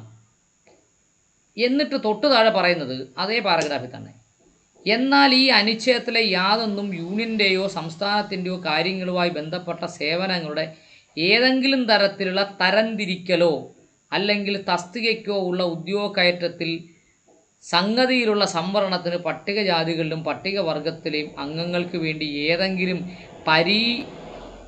പരീക്ഷയിലെയോ യോഗ്യതയിലുള്ള ഇളവിനോ മൂല്യനിർണ്ണയത്തിനോ കുറവ് ചെയ്യുന്നതിന് വ്യവസ്ഥ ഉണ്ടായിരിക്കുന്നതല്ല. ഇവിടെ കുറവ് വരുത്തിയിട്ടില്ല എന്നാണ് പറയുന്നത്. മൂല്യനിർണ്ണയത്തിൽ കുറവ് വരുത്തേണ്ടതില്ല, പക്ഷേ അവരെന്ത് ചെയ്യാം, അവർക്ക് വേണ്ടി പ്രത്യേക പരിഗണന കൊടുക്കും. പിന്നെ 341 നമ്മൾ മുമ്പേ പറഞ്ഞതാണ്, 342 നമ്മൾ പറഞ്ഞതാണ്. അപ്പോൾ ആർട്ടിക്കിൾ 16(4)(ഉം 16(4)(a)യും 335 നമ്മളിപ്പോൾ വായിച്ചതും 341 342 മേക്ക് ഇറ്റ് ക്ലിയർ ദാറ്റ്, അത് വളരെ വ്യക്തമാക്കുന്നത് ദ സ്റ്റേറ്റ് ഓർ സ്റ്റേറ്റ്സ് സംസ്ഥാനത്തിനോ സംസ്ഥാനങ്ങൾക്കോ has a role to play that every stage of the reservation process. Reservation പ്രോസസ്സിൻ്റെ ഓരോ സ്റ്റേജിലും സർക്കാരിന് ഇടപെടാനുള്ള അവകാശമുണ്ട്. Therefore, അതുകൊണ്ട് എന്ത് ചെയ്യണമെന്നാണ് പറഞ്ഞേക്കുന്നത്, Therefore it would be contrary. അതെന്താണ്, it would be contrary to the constitutional scheme to deny them in a role of merely granting a preference to the backward classes among the scheduled caste. Scheduled കാസ്റ്റിനകത്ത് തന്നെയുള്ള therefore it would be contrary to the constitutional scheme, ഭരണഘടനയുടെ സ്കീമിന് അത് എതിരാണ്, to deny them a role to merely granting a preference to the most backward among the scheduled caste. Scheduled കാസ്റ്റിനകത്തുള്ള most backward ക്ലാസ്സിന് പ്രത്യേക പരിഗണന കൊടുക്കുന്നത്, ഡിനേ ചെയ്യുന്നത് ശരിയല്ല, കോൺട്രറി ആണ്, എതിരാണ് provision of the constitution. Contrary എന്ന് പറഞ്ഞാൽ എതിര്, contrary to the constitutional scheme, ഭരണഘടനയുടെ സ്കീമിന് അത് എതിരാണ്. അടുത്ത ഡി, ആ ആർഗ്യുമെൻറ്റ് തീർന്നിട്ടില്ല കേട്ടോ. ആർഗ്യുമെൻറ്റ് ഡി പറയുന്നത് a class of citizens cannot be treated as socially and educationally backward till perpetuity. അവിടെ വളരെ അടിവരയിട്ട് പറയുന്നൊരു കാര്യമുണ്ട്. സാമൂഹികമായും വിദ്യാഭ്യാസപരമായും പിന്നോക്കം എന്ന് പറയുന്നത് എപ്പോഴും ശാശ്വതമല്ല. പെർപെക്ച്വിറ്റി എന്ന് പറഞ്ഞാൽ ശാശ്വതം. ഇപ്പം ചുരുക്കി പറയുന്നത് എന്താണെന്നറിയാമോ? 1950 അവസ്ഥയല്ല 2020 എന്നാ പറയുന്നത്. A class of citizen cannot be treated to be socially and economically backward till perpetuity. എന്നും ഈ ബാക്ക്വേർഡ്നെസ് ഉണ്ടായിരിക്കത്തില്ല. The class is always required to be judged in the light of existing fact and situation at a given point of time. അവിടെയാണ് ഏറ്റവും വലിയ കളി നടന്നിട്ടുള്ളത്. At the given point of time, ഇന്നത്തെ സാഹചര്യത്തിൽ, ഗീവൺ പോയിന്റ് ഓഫ് ടൈം, ഇന്നത്തെ സാഹചര്യത്തിൽ the class is always required to judged. ഒരു സംവരണം കൊടുത്ത ഒരു ക്ലാസ്സിനെ എന്ത് ചെയ്തിട്ടുണ്ട്? ജഡ്ജ് ചെയ്യേണ്ടതുണ്ട്, നീതീകരിക്കേണ്ടതുണ്ട്. Judged in the light of existing fact, ഇപ്പോൾ നിലനിൽക്കുന്ന സാഹചര്യം അനുസരിച്ച്, എക്സിസ്റ്റിംഗ് സിറ്റുവേഷൻ, ഇപ്പോൾ നിലനിൽക്കുന്ന സിറ്റുവേഷൻ അനുസരിച്ച് ഈ 2020 വെച്ചുകൊണ്ട് എന്തിനെ വ്യാഖ്യാനിക്കണം? സംവരണത്തിനെ വ്യാഖ്യാനിക്കണമെന്നാണ് ഇപ്പോൾ പറഞ്ഞിട്ടുള്ളത്. 1950 വ്യാഖ്യാനം വേണ്ടെന്ന്, 1932 വട്ടമേ സമ്മേളനത്തിലെ വ്യാഖ്യാനം വേണ്ടെന്നാണ് ഈ പറഞ്ഞുകൊണ്ട് വരുന്നത്. As observed in the Jagdish Negi, president of Uttarakhand Naga Morcha and others versus state of Uttar Pradesh. ഈ 1997 സുപ്രീം കോടതിയിലെ വോളിയം 7 203 പേജിൽ പറഞ്ഞിരിക്കുന്ന ഈ Nagesh Nagi, president of Uttarakhand Jan Morcha and another versus state of Uttar Pradesh എന്ന കേസിൽ ഈ കാര്യമാണ് പറഞ്ഞിരിക്കുന്നത്. എന്താണ്? സംവരണത്തെ ഇന്നത്തെ രീതിയിലാണ് പരിഗണിക്കേണ്ടത്, 1950 സാഹചര്യം മാറിപ്പോയി എന്ന് വെട്ടിത്തുറന്ന് പറഞ്ഞിട്ടുണ്ട്. ഓക്കെ, പിന്നെ അവിടെ എന്താ പറഞ്ഞിരിക്കുന്നത്? Shri Shekhar നപാഡെ, the learned senior counsel, attracted the attention of the court to finding recorded by the committee based on which reservation has been provided to more backward of the scheduled caste in the state of Tamil Nadu. He argued that. ഇവിടെ എന്താ പറഞ്ഞേ? ശേഖർ നപാഡെ എന്ന് പറഞ്ഞ senior advocate പറഞ്ഞത് most backward ക്ലാസ്സിന് തമിഴ്നാട്ടിൽ reservation കൊടുത്തിട്ടുണ്ട്. തമിഴ്നാട്ടിലെ റിസർവേഷൻ ഏതാണ്ട് 67% റിസർവേഷൻ ഉണ്ട്. ബാക്കി എല്ലാ സ്ഥലത്തും എത്രയേ ഉള്ളൂ? 67 10 77% റിസർവേഷൻ തമിഴ്നാട്ടിലുണ്ട്. ബാക്കി എല്ലായിടത്തും സംവരണം 60 ഉള്ളൂ. 17% കൂടുതലാണ് തമിഴ്നാട്ടിലെ റിസർവേഷൻ. ഓക്കെ, അങ്ങനെയാണ് അവിടെ പറഞ്ഞിട്ടുള്ളത്. അതുകൊണ്ട് സർപ്ലസ് റിസർവേഷൻ ഈസ് പോസിബിൾ. കാരണം തമിഴ്നാട്ടിൽ നമ്മൾ നടപ്പാക്കിയതാണല്ലോ എന്നാണ് അവിടെ പറയുന്നത്. അടുത്തത് Arunthathiyas communities lowest caste. Arunthathiyar എന്ന് പറയുന്ന ഒരു കമ്മ്യൂണിറ്റി ഉണ്ട്, കേരളത്തിലുമുണ്ട്. അവർ വളരെ ലോവസ്റ്റാണ്. Which is very lowest caste. He attracted the attention of the court to presentation of the group in the state government department and education courses and the reservation formula recommended by the committee.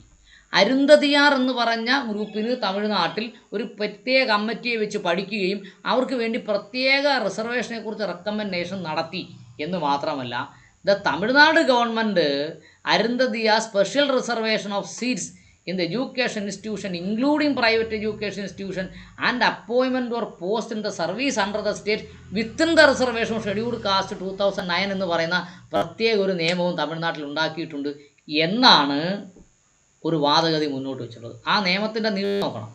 Special reservation of seat in the education institution including private education institutions and appointment or post in the service under the state within the reservation of scheduled caste. അത് പ്രത്യേകം പറഞ്ഞിട്ടുണ്ട്. Within the reservation of scheduled caste act 2009 does not tinker with the presidential list of scheduled caste in any manner. പട്ടികജാതിയിലെ scheduled കാസ്റ്റിന് president ഇറക്കിയ ലിസ്റ്റിന് ഒരു കുഴപ്പവും വരാതെയാണ് ഈ നിയമം ഉണ്ടാക്കിയതും നടപ്പാക്കിയതും എന്നാണ് ഇവിടുത്തെ ഏറ്റവും പ്രധാനപ്പെട്ട വാദഗതി മുന്നോട്ട് വെക്കുന്നത്. ഒരു പാരഗ്രാഫും കൂടെ പറഞ്ഞ് നമ്മൾ അവസാനിപ്പിക്കുകയാണ് കേട്ടോ. The special reservation is a fundamental aspect. Special reservation എന്ന് പറയുന്നത് അടിസ്ഥാനപരമായൊരു കാര്യമാണ്. നമ്മൾ ഫണ്ടമെൻ്റൽ റൈറ്റ് എന്ന് പറയുന്നുള്ളൂ, മൗലിക അവകാശം. അതുപോലെ മൗലികമായ ഒരു കടമയാണ്, ആസ്പെക്റ്റാണ്, ഘടകമാണ് സ്പെഷ്യൽ റിസർവേഷൻ എന്ന് പറയുന്നത്. ആർട്ടിക്കിൾ 14 ഓഫ് ദ കോൺസ്റ്റിറ്റ്യൂഷൻ, അത് ഏതിൻ്റെയാ? Equality before law and equal protection of law എന്ന് പറയുന്ന ആർട്ടിക്കിൾ 14 ഏറ്റവും അടിസ്ഥാനപരമായ കാര്യമാണ് special reservation. E.V. Chinnaya requires reconsideration the light of the decision of the Constitution bench in Jarnail Singh എന്ന് പറയുന്ന കേസിൻ്റെയും അടിസ്ഥാനത്തിൽ E.V. ചിന്നയുടെ ജഡ്ജിമെൻറ്റ് പുനഃപരിശോധിക്കേണ്ടതാണ്.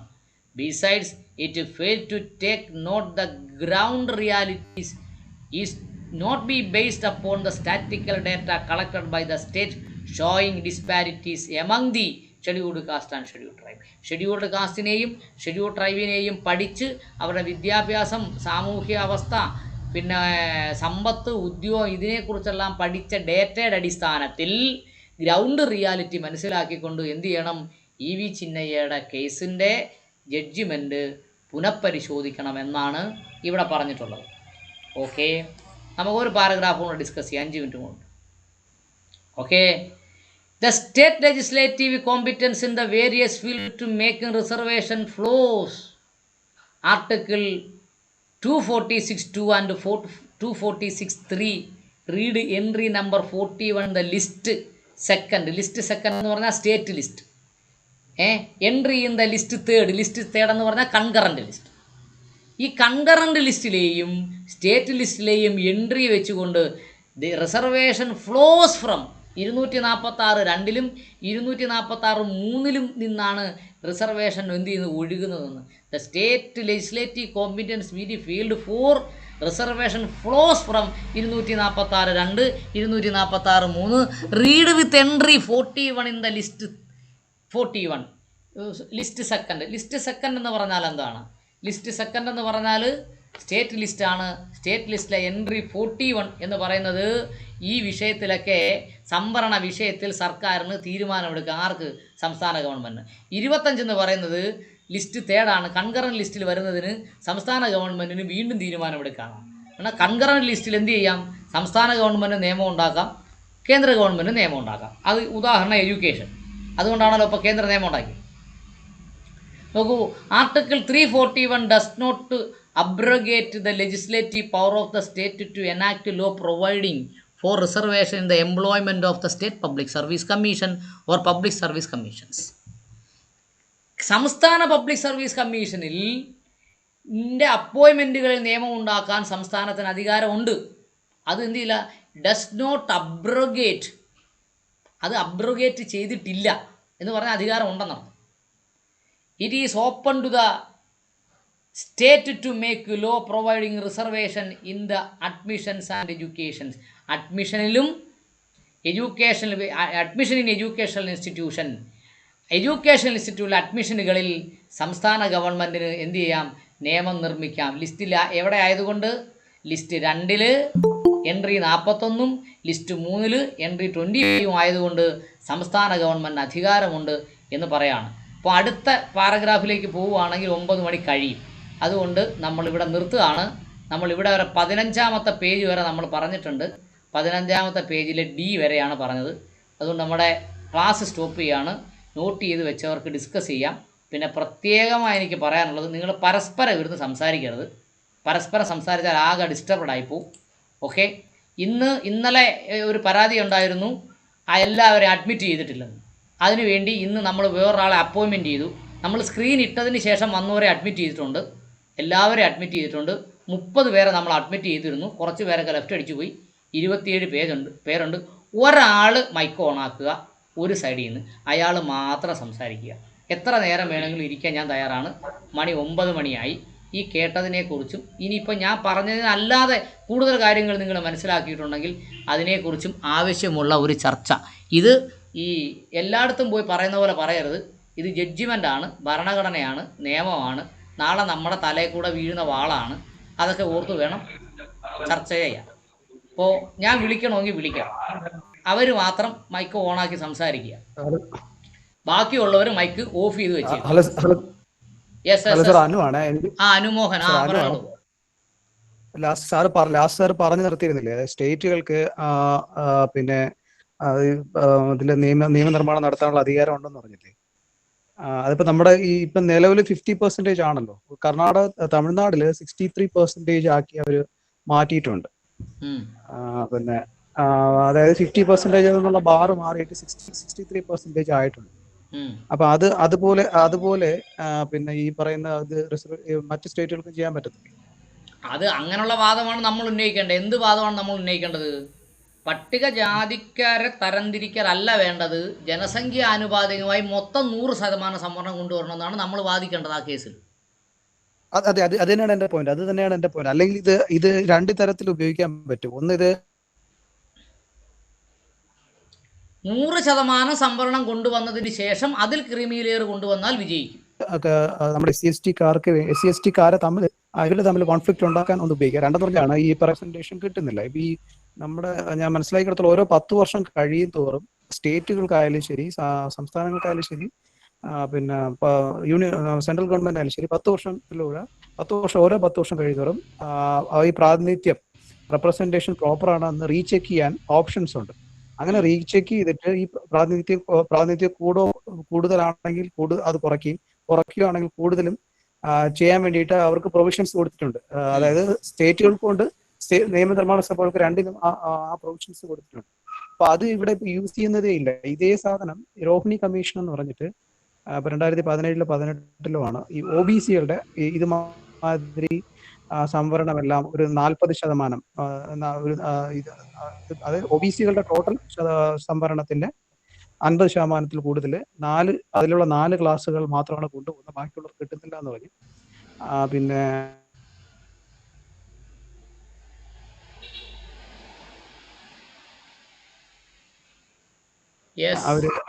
ഒരു കമ്മീഷൻ വെച്ചിട്ടുണ്ട്. 2021 അത് ജനുവരി വരെ 21 വരെ നീട്ടി കൊടുത്തിട്ടുണ്ട്. അപ്പൊ ഇതിന് രണ്ട് ആസ്പെക്ട് SC ST തമ്മിൽ ഫൈറ്റ് ചെയ്യും. അല്ലെങ്കിൽ എന്ന് പറയുന്നത് ഇവർ ഇനിഷ്യേറ്റീവ് എടുത്ത് ഈ പറയുന്ന പോലെ ഓരോ 10 വർഷം കൂടുമ്പോൾ ഇവർ ഇനിഷ്യേറ്റീവ് എടുത്ത് ചെയ്യുന്നില്ല. അപ്പൊ അതിനുള്ള സൊല്യൂഷൻ എന്ന് പറഞ്ഞാൽ ഞാൻ നേരത്തെ പറഞ്ഞ 63% കൊടുത്തു എന്ന് പറയാം. അത് ജനസംഖ്യ ആനുപാതികമായിട്ട് കണ്ടിട്ട് കൊടുത്തതാണ്. അപ്പൊ അതല്ലേ ഒരു സൊല്യൂഷൻ. അതാണ് ഞാൻ പറഞ്ഞത്. സൊല്യൂഷൻ എന്ന് പറഞ്ഞാൽ 100% സംവരണം കൊണ്ടുവരിക ആദ്യം. അതിനുശേഷം മാത്രമേ എന്ത് ചെയ്യാൻ പാടുള്ളൂ? കാസ്റ്റ് വൈസ് ആയിട്ടോ അല്ലെങ്കിൽ ഗ്രൂപ്പ് വൈസ് ആയിട്ടോ ക്രീമി ലെയർ ഉപയോഗിക്കാൻ പാടുള്ളൂ. 100% സംവരണം കൊണ്ടുവരാതെ കാസ്റ്റ് വൈസ് ആയിട്ടോ സബ് കാസ്റ്റ് ആയിട്ടോ ക്രീമി ലെയർ ഉപയോഗിച്ചാൽ സംഭവം മൊത്തം താളം തെറ്റും. ഇത് വിഷയം എന്തുവാ? സംവരണം ഒഴിവാക്കുക എന്നുള്ളതാണ് ഏറ്റവും പ്രധാനപ്പെട്ട വിഷയം. അതിനുവേണ്ടിയുള്ള പോക്കാണ് ഈ പോകുന്നത്. അതെ, ക്രീമി ലെയർ കൊണ്ടുവന്ന് സാമ്പത്തിക സംവരണത്തിലോട്ട് മാത്രം ചുരുക്കുകയും നമ്മുടെ ഇടയിൽ ഇഷ്യൂ ഉണ്ടാക്കുകയും ചെയ്യുക എന്നുള്ളതാണ് ഇതിന്റെ പ്രധാനപ്പെട്ട ഉദ്ദേശം. അതാണ് ഞാൻ കാണുന്നത്. യെസ്, അതാണ് ഇഷ്യൂ. കഴിഞ്ഞു. ഓക്കെ.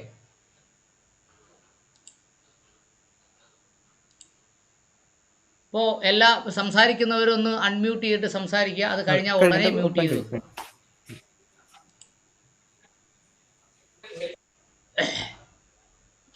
അപ്പോൾ ജിതേഷ് സംസാരിക്കുന്നുണ്ടോ? ജിതേഷ് CK,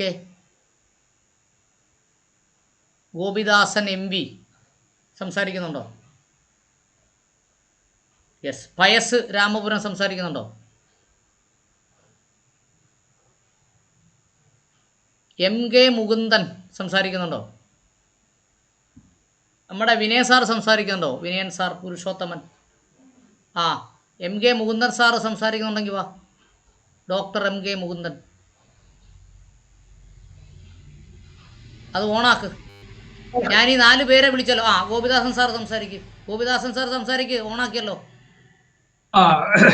ഞാനിത് ഇതിന്റെ ഒരു 5 വർഷം മുമ്പ് വരെ ഞാൻ ഈ ഇന്ദിരാ സാഹനിയും നാഗരാജൊക്കെ പഠിച്ചതായിരുന്നു. ഇപ്പൊ അതിലേക്ക് കുറച്ചുപേരും അത് ഇന്ദിരാ സാഹനിലാണോ പിന്നെ നാഗരാജിലാണെന്ന് അറിയില്ല. അത് OBC-ക്ക് വേണ്ടി കൊണ്ടുവന്നാണ്. ഇപ്പോൾ അതിനകത്ത് വന്ന പല റെഫറൻസുകളും SC ST കാർക്കും ബാധകമാക്കി ക്രീമി ലെയറിന്റെ ഒരു എലമെന്റ് ഇട്ടതാണ് നമുക്ക് അവകളായിട്ട് ഇനി വരാൻ പോകുന്നത്.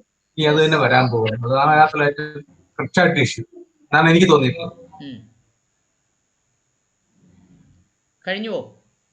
അത്രേ ഉള്ളൂ. യെസ്. അപ്പോൾ പയസ് രാമപുരം, നമ്മുടെ ഡോക്ടർ MK മുകുന്ദൻ സാറ്, നമ്മുടെ വിനയൻ സാറ്, ഇവർ 3-ൽ ആരെങ്കിലും അൺമ്യൂട്ട് ചെയ്താൽ സംസാരിക്കാം. 3 പേർക്കും അവസരമുണ്ട്. ആരാണോ ആദ്യം അൺമ്യൂട്ട് ചെയ്യുന്നത് അവരാദ്യം സംസാരിക്കും. ശരി, അടുത്ത ആൾ സുനിൽകുമാറേ, പയസ്, നമ്മുടെ മുകുന്ദൻ സാറ്, വിനയൻ സാറ്, സുനിൽകുമാറേ, സുനിൽകുമാറിൻ്റെ പേരിൽ ആരാ കയറിയിട്ടുള്ളത്? അവിടെ ഒരു ബുദ്ധൻ്റെ ഫോട്ടോ ഒക്കെ ഇരിക്കുന്നല്ലോ, അയാൾക്ക് വേണമെങ്കിൽ ഓണാക്കി സംസാരിക്കാം. 4 പേർക്ക് അവസരം കൊടുത്തിട്ടുണ്ട്. നോ. മണിയപ്പ സാറേ പോയാ? ആ പറ, വീഡിയോ ഓണാക്ക്, നിങ്ങളൊന്ന് കാണട്ടെ.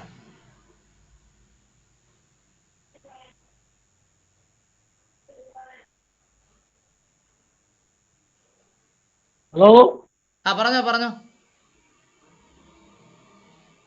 പറയൂ. വീഡിയോ ഓണാക്കിയാലും കുഴപ്പമില്ല, പറ കേക്കട്ടെ. ലാസ്റ്റ് പറയാമോ? ആ ശരി. നമ്മുടെ രാമൻ ബാലകൃഷ്ണൻ സാറേ പോയോ? അവിടെ പയസേട്ടൻ, മുകുന്ദൻ സാറ്, വിനയൻ സാറ്, ഇവർക്ക് ആരാണോ ഓണാക്കാൻ പറ്റുന്നത് അവർ സംസാരിക്കൂ. ബാലൻ സാറ് ഓണാക്കാൻ പറ്റുമെങ്കിൽ സംസാരിക്കും. ഓണായി പറ കേക്കട്ടെ. ഞാനിപ്പോ ഇതിനകത്ത് കാര്യമായിട്ട് ഞാനത് മുഴുവനായിട്ട് മനസ്സിലാക്കിയിട്ടില്ല. എന്നാൽ തന്നെ പൊതുവെ ഈ വിധിയുടെ ഒരു ലക്ഷ്യം സത്യം പറഞ്ഞാൽ ഈ റിസർവേഷനെ ഇല്ലായ്മ ചെയ്യുക എന്നുള്ള ഒരു ലക്ഷ്യമായിട്ടാണ് കാണേണ്ടത്. കാരണം എന്താന്ന് വെച്ചെന്നാൽ ഇപ്പോ ഓരോ ജാതി തിരിച്ചു കൊടുക്കുമ്പോൾ ചില ജാതികളിൽ നമ്മൾ ഉദ്ദേശിച്ച പോലെ എഡ്യൂക്കേഷൻ ഇല്ലാത്ത ഗ്രൂപ്പുകൾ ഉണ്ടാവാം. അപ്പൊ അങ്ങനെ അവർക്ക് കൊടുക്കുന്ന വാക്കൻസി ഫില്ലപ്പ് ചെയ്യാനായിട്ട് ക്വാളിഫൈഡ് ആയിട്ടുള്ള ആൾക്കാരുണ്ടാകുക. ക്രീമി ലെയർ വന്നാലും ഇതേ പ്രശ്നം തന്നെ വരും. ഒരുവിധം കഴിവുള്ള കുട്ടികള് മത്സരിക്കാൻ ചെല്ലുമ്പോൾ അവര് ക്രീമി ലെയർ ആയിട്ട് പുറന്തള്ളപ്പെടും. പിന്നെ മത്സരിക്കുന്നവരിൽ ഈ പറഞ്ഞ കോമ്പിറ്റൻസിയുടെ കുറവുണ്ടാവും. അപ്പൊ കട്ട് ഓഫ് മാർക്കോ അല്ല ഇങ്ങനെയുള്ള എന്തെങ്കിലും ഒരു ക്രൈറ്റീരിയയുടെ അടിസ്ഥാനത്തിൽ അവര് പുറന്തള്ളപ്പെടും. അപ്പൊ ഇൻഇഫക്റ്റ് സംഭവിക്കാൻ പോകുന്നത് റിസർവേഷൻ വാക്കൻസി ഫില്ല് ചെയ്യാൻ ആവശ്യമായ ആളെ കിട്ടാതെ വരും. അങ്ങനെ വരുമ്പോ ആ വാക്കൻസീസ് എല്ലാം ഈ പറഞ്ഞ അപ്പർ കാസ്റ്റ് ആൾക്കാർ തട്ടിക്കൊണ്ടുപോകുന്ന ഒരവസ്ഥയിലേക്ക് ഇതെത്തും. അതാണ് ഇതിന്റെ അനന്തര ഫലമായിട്ട് ഉണ്ടാകാൻ പോകുന്നത്. അപ്പൊ അത് നമ്മൾ മനസ്സിലാക്കിയിട്ട് ഇതിന് ന്യായമായ കാര്യങ്ങൾ ഉദ്ധരിച്ചുകൊണ്ട് ഈ പറഞ്ഞതുപോലെ ഒരുവിധം ക്രീമി ലെയർ ഇംപ്ലിമെന്റ് ചെയ്യുമ്പോൾ ഒരുവിധം കഴിവുള്ള കോമ്പിറ്റന്റ് ആയിട്ടുള്ള ആൾക്കാരെ പുറന്തള്ളും. പിന്നെ വരുമാനം കുറഞ്ഞ ആളുകളെ കൺസിഡർ ചെയ്യുമ്പോൾ അവർക്ക് എഫിഷ്യൻസി ഇല്ല എന്നും പറഞ്ഞ് അവരെയും പുറന്തള്ളും. അപ്പൊ എന്ത് പറ്റും? ആ റിസർവ് ചെയ്ത വാക്കൻസി റിസർവ് ചെയ്തെന്ന് പേരും ഉണ്ടാകും, ഫില്ലപ്പ് ചെയ്യാതെ പോകും. അപ്പൊ അത് നമ്മൾ ഹൈലൈറ്റ് ചെയ്ത് ഡിമാൻഡ് ചെയ്യണം. റിസർവേഷൻ ഒരു കമ്മ്യൂണിറ്റിക്കാണ് കൊടുക്കുന്നത്, അല്ലാതെ അതിലുള്ള പല പല തട്ടുകൾക്കല്ല. Benefit goes to a community. Scheduled caste എന്ന് പറഞ്ഞിട്ട് അതിനകത്ത് ഉള്ള ആ ഗ്രൂപ്പിനെയാണ് നമ്മൾ കമ്മ്യൂണിറ്റി ആയിട്ട് കാണുന്നത്. അല്ലെങ്കിൽ അതിലുള്ള പുലയര ഒരു ഗ്രൂപ്പായിട്ട്, വെട്ടുവേന വേറൊരു ഗ്രൂപ്പായിട്ട്, സാമ്പവേന വേറൊരു ഗ്രൂപ്പായിട്ട് അങ്ങനെ കണ്ടാൽ ഞാൻ ഈ പറഞ്ഞതുപോലെ ഈ ഉദ്ദേശിച്ച ഫലം റിസർവേഷൻ ബെനിഫിറ്റ് ആ കമ്മ്യൂണിറ്റിക്ക് അല്ലെ ആ ഗ്രൂപ്പിന് കിട്ടാതെ പോകും. SC-ക്ക് കിട്ടാതെ പോകും, ST-ക്കും കിട്ടാതെ പോകും. അപ്പൊ അൾട്ടിമേറ്റ്ലി ഈ റിസർവേഷന്റെ ഫലം നള്ളിഫൈ ചെയ്യുക എന്നുള്ളൊരു നടപടിയായിരിക്കും ഈ ക്രീമി ലെയർ കൊണ്ടും ഈ സ്പെസിഫിക് കമ്മ്യൂണിറ്റിയിലേക്ക് റിസർവേഷൻ എക്സ്റ്റെൻഡ് ചെയ്യുന്നതും കൊണ്ട് സംഭവിക്കാൻ പോകും. അപ്പൊ അത് നമ്മൾ ഈ പറഞ്ഞ പോലെ ഇത് നിയമവശങ്ങൾ നല്ലവണ്ണം സർവായിട്ടുള്ള ആൾക്കാരും കൂടി ഡിസ്കസ് ചെയ്ത് അതിന് വേണ്ട ഒരു ഡിഫൻസ് നമ്മൾ കൊടുക്കേണ്ടത് അത്യാവശ്യമാണ്. അല്ലെങ്കിൽ ഇപ്പൊ നേടിയ നേട്ടം അല്ലാണ്ട് ഇനി തിരിച്ച് പിന്നോട്ട് പോകുന്ന ഒരവസ്ഥയിലേക്കായിരിക്കും കാര്യങ്ങൾ വരിക. ഇതാണ് എനിക്ക് സൂചിപ്പിക്കാനുള്ളത്. പിന്നെ ഒരുപക്ഷെ ഇനി അടുത്ത ദിവസം ചർച്ച ഉണ്ടെങ്കിൽ അത് കഴിഞ്ഞിട്ട് കാര്യങ്ങൾ കൂടുതലായിട്ട് ഞാൻ പറയാം. Okay, thank you. Okay. Mukundan സാറിനോട് ഒരു ചോദ്യം. ഹലോ, മുകുന്ദൻ സാറിനോട് ചോദിക്കും. നമ്മൾ പറഞ്ഞപ്പോ ഒരു ഷെഡ്യൂൾഡ് കാസ്റ്റുകാരുടെ റിസർവേഷന്റെ ഉള്ളിൽ കുറച്ചു പേർക്ക് കിട്ടാത്തവർക്ക് കൊടുക്കണമെന്ന് ഇതിനകത്ത് പറയുന്നത്. അതിന് നമുക്ക് ജനാധിപത്യമായിട്ട് എതിർക്കാൻ പറ്റുമെന്നുള്ള സംശയം മാത്രമേ ഞാൻ ചോദിക്കുന്നുള്ളൂ. അല്ല അത് ജനാധിപത്യമായിട്ട് എതിർക്കുമ്പോ അത് നടപ്പാക്കിയാൽ പട്ടിക വിഭാഗങ്ങൾക്ക് എന്താണ് ദോഷം എന്നുള്ളത് ബോധ്യപ്പെടുത്തണം. ഇത് ഇംപ്ലിമെന്റ് ചെയ്താൽ, ഇപ്പൊ ഞാൻ സിവിൽ സർവീസിന്റെ ഒരു കഥ പറയാം. സിവിൽ സർവീസിലുണ്ടല്ലോ, നമുക്ക് ഇപ്പൊ കാണാവുന്ന ഒരു പ്രത്യേക ചുറ്റുപാടുണ്ട്. കട്ട് ഓഫ് മാർക്ക് എന്ന് പറഞ്ഞൊരു മാർക്കുണ്ട്. ആ മാർക്ക് നേടിയാലേ റിസർവേഷനുള്ള കാൻഡിഡേറ്റിന് പോലും IAS കിട്ടുള്ളൂ. അപ്പൊ നമ്മുടെ ഇടയില കുട്ടികളെ ക്രീമി ലെയർ എന്ന് പറഞ്ഞ് മാറ്റിയാൽ കോമ്പറ്റന്റ് ആയിട്ട് മാർക്ക് കിട്ടാൻ സാധ്യതയുള്ള കുട്ടികളെ തഴഞ്ഞു മാറ്റുകയാണ്. ബാക്കി കുട്ടികൾ മത്സരിക്കുമ്പോൾ കട്ട് ഓഫ് മാർക്കിൽ താഴെ ആയിരിക്കും ഭൂരിഭാഗം പേർക്കും മാർക്ക്. കുറെ പേര് കടന്നുകൂടും. കോട്ട ഫില്ലപ്പ് ചെയ്യാൻ വേണ്ട ഇപ്പൊ തന്നെ ആളെ കിട്ടുന്നില്ല. പിന്നെ അതിനകത്ത് വേറൊരു പ്രത്യേകത കൂടി കാണാം. ഇത്തവണ ഇക്കണോമിക്കലി വീക്കർ സെക്ഷൻ എന്നും പറഞ്ഞ് സിവിൽ സർവീസിൽ കോട്ട കൊടുത്തു. ഈ ഇക്കണോമിക്കലി വീക്കർ സെക്ഷന്റെ കട്ട് ഓഫ് മാർക്ക് OBCക്ക് കൊടുത്ത കട്ട് ഓഫ് മാർക്കിനേക്കാളും കുറവാണ്. അത് എന്തടിസ്ഥാനത്തിലാണ് അങ്ങനെയൊക്കെ ചെയ്യുന്നത്? അപ്പൊ അവർക്ക് താല്പര്യമുള്ളവർക്ക് കട്ട് ഓഫ് മാർക്ക് താഴ്ത്തി കൊടുത്ത് കയറ്റി വിടും. അതില്ല സാർ, അതിനകത്ത് ഞാൻ കട്ട് ഓഫ് മാർക്കിന്റെ കാര്യമല്ല ഞാൻ പറയുന്നത്. കട്ട് ഓഫ് മാർക്ക് വേറൊരു ഉദ്ദേശങ്ങളുണ്ട്. പിന്നെ പാസ്സായവരില് ഏറ്റവും ഒരു 3/1, ഇപ്പം 10 വേക്കൻസി ഉണ്ടെങ്കിൽ ഒരു 40 അല്ലെങ്കിൽ 50 പേരെ അതിനകത്ത് 50 പേരെങ്കിലും അതിനകത്ത് എടുക്കും. എന്നിട്ട് അതിൽ നിന്നാണ് അതിന്റെ ഏറ്റവും ലാഭത്തുള്ള ആളുകളാണ് ഈ കട്ട് ഓഫ് മാർക്ക് നിശ്ചയിക്കുന്നത്. അതെ, പരീക്ഷയിലൊക്കെ ഇന്റർവ്യൂലല്ല cut off mark, cut off mark. പരീക്ഷ കാര്യം തന്നെയാ പറയുന്നത്. പ്രിലിമിനറി ആൻഡ് ഫൈനൽ എക്സാമിനേഷനിലാണ് കട്ട് ഓഫ് മാർക്ക് വെക്കുന്നത്. അത് ക്വാളിഫൈ ചെയ്യുന്നവരെ ഇന്റർവ്യൂവിന് ചെല്ലുള്ളൂ. അപ്പൊ ഇതൊരു ആസൂത്രിതമായ നീക്കമാണ്. സാർ പറഞ്ഞോട് ഞാൻ ചോദിച്ചുകൊണ്ട് തന്നെ ഞാൻ അതിന്റെ ഒരു ചോദ്യമാണ് പറയുന്നത്. അതിന്റെ ഒരു ഉപചോദ്യമാണ് ഞാൻ ചോദിക്കുന്നത്. സാർ പറഞ്ഞതിനോട് ഞാൻ എഗ്രി ചെയ്തുകൊണ്ട് ഒരു ഉപചോദ്യം ചോദിക്കുകയാണ്. ഒരു വേക്കൻസി ഉള്ളൂ, 100 പേര് പാസ്സായി. 100 പേര് പാസ്സായി. അപ്പൊ ഈ ഒരാൾക്ക് വേണ്ടി 100 പേരെ ഇന്റർവ്യൂ ചെയ്യുന്നവരും ഒരു 10 പേര് 10 ഇരട്ടി ആളുകൾ ഇന്റർവ്യൂ ചെയ്യുക. അപ്പൊ അങ്ങനെ വരുമ്പോൾ ഈ പാസ്സായകളിൽ നിന്ന് 10 ആളുകളുടെ ഏറ്റവും കുറവുള്ള ആളുടെ ഒരു കട്ട് ഓഫ് മാർക്ക് വയ്ക്കുകയാണെങ്കിൽ അത് ശരിക്കും ബാധകമാക്കുന്നതിൽ തെറ്റില്ലല്ലോ. അല്ല, അങ്ങനെ ചെയ്യുകയാണെങ്കിൽ കുഴപ്പമില്ല. അങ്ങനെ ചെയ്യുന്നില്ല. ഞാൻ പരിശോധിക്കണമെന്ന് ഇല്ല, അതാണ് സത്യം. അത് പരിശോധിക്കണം. ഞാൻ ചോദിച്ചാൽ ഞാൻ ഒന്നിൽ ചോദിച്ചതല്ല.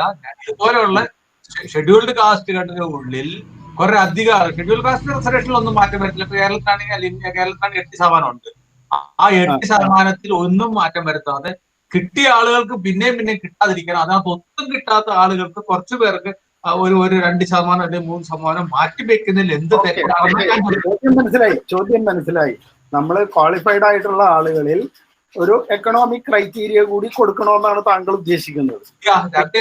പിന്നോക്കം നിൽക്കുന്നവർക്ക് ഒരു മുൻഗണന കൊടുക്കണം. അത് ന്യായമാണ്, അതിന് തർക്കമൊന്നുമില്ല. പക്ഷേ ഈ മുന്നോക്കം നിൽക്കുന്നവരെ അല്ലെങ്കിൽ ഇത്തിരി എക്കണോമിക്കലി ബെറ്റർ ഓഫ് എന്നുള്ള ഒരു പൊസിഷനുള്ള ആളുകളെ വാക്കൻസി ഉണ്ടെങ്കിൽ കൺസിഡർ ചെയ്യാതിരിക്കുന്ന ഒരു അത് പറയാം. പക്ഷെ നമ്മൾ ടോട്ടലി അതിനെ എതിർക്കേണ്ട ആവശ്യമുണ്ടോ എന്ന് ഞാൻ ചോദിക്കുന്നത്. വേറെ ഒത്തിരി പറയാൻ പറ്റുമോ?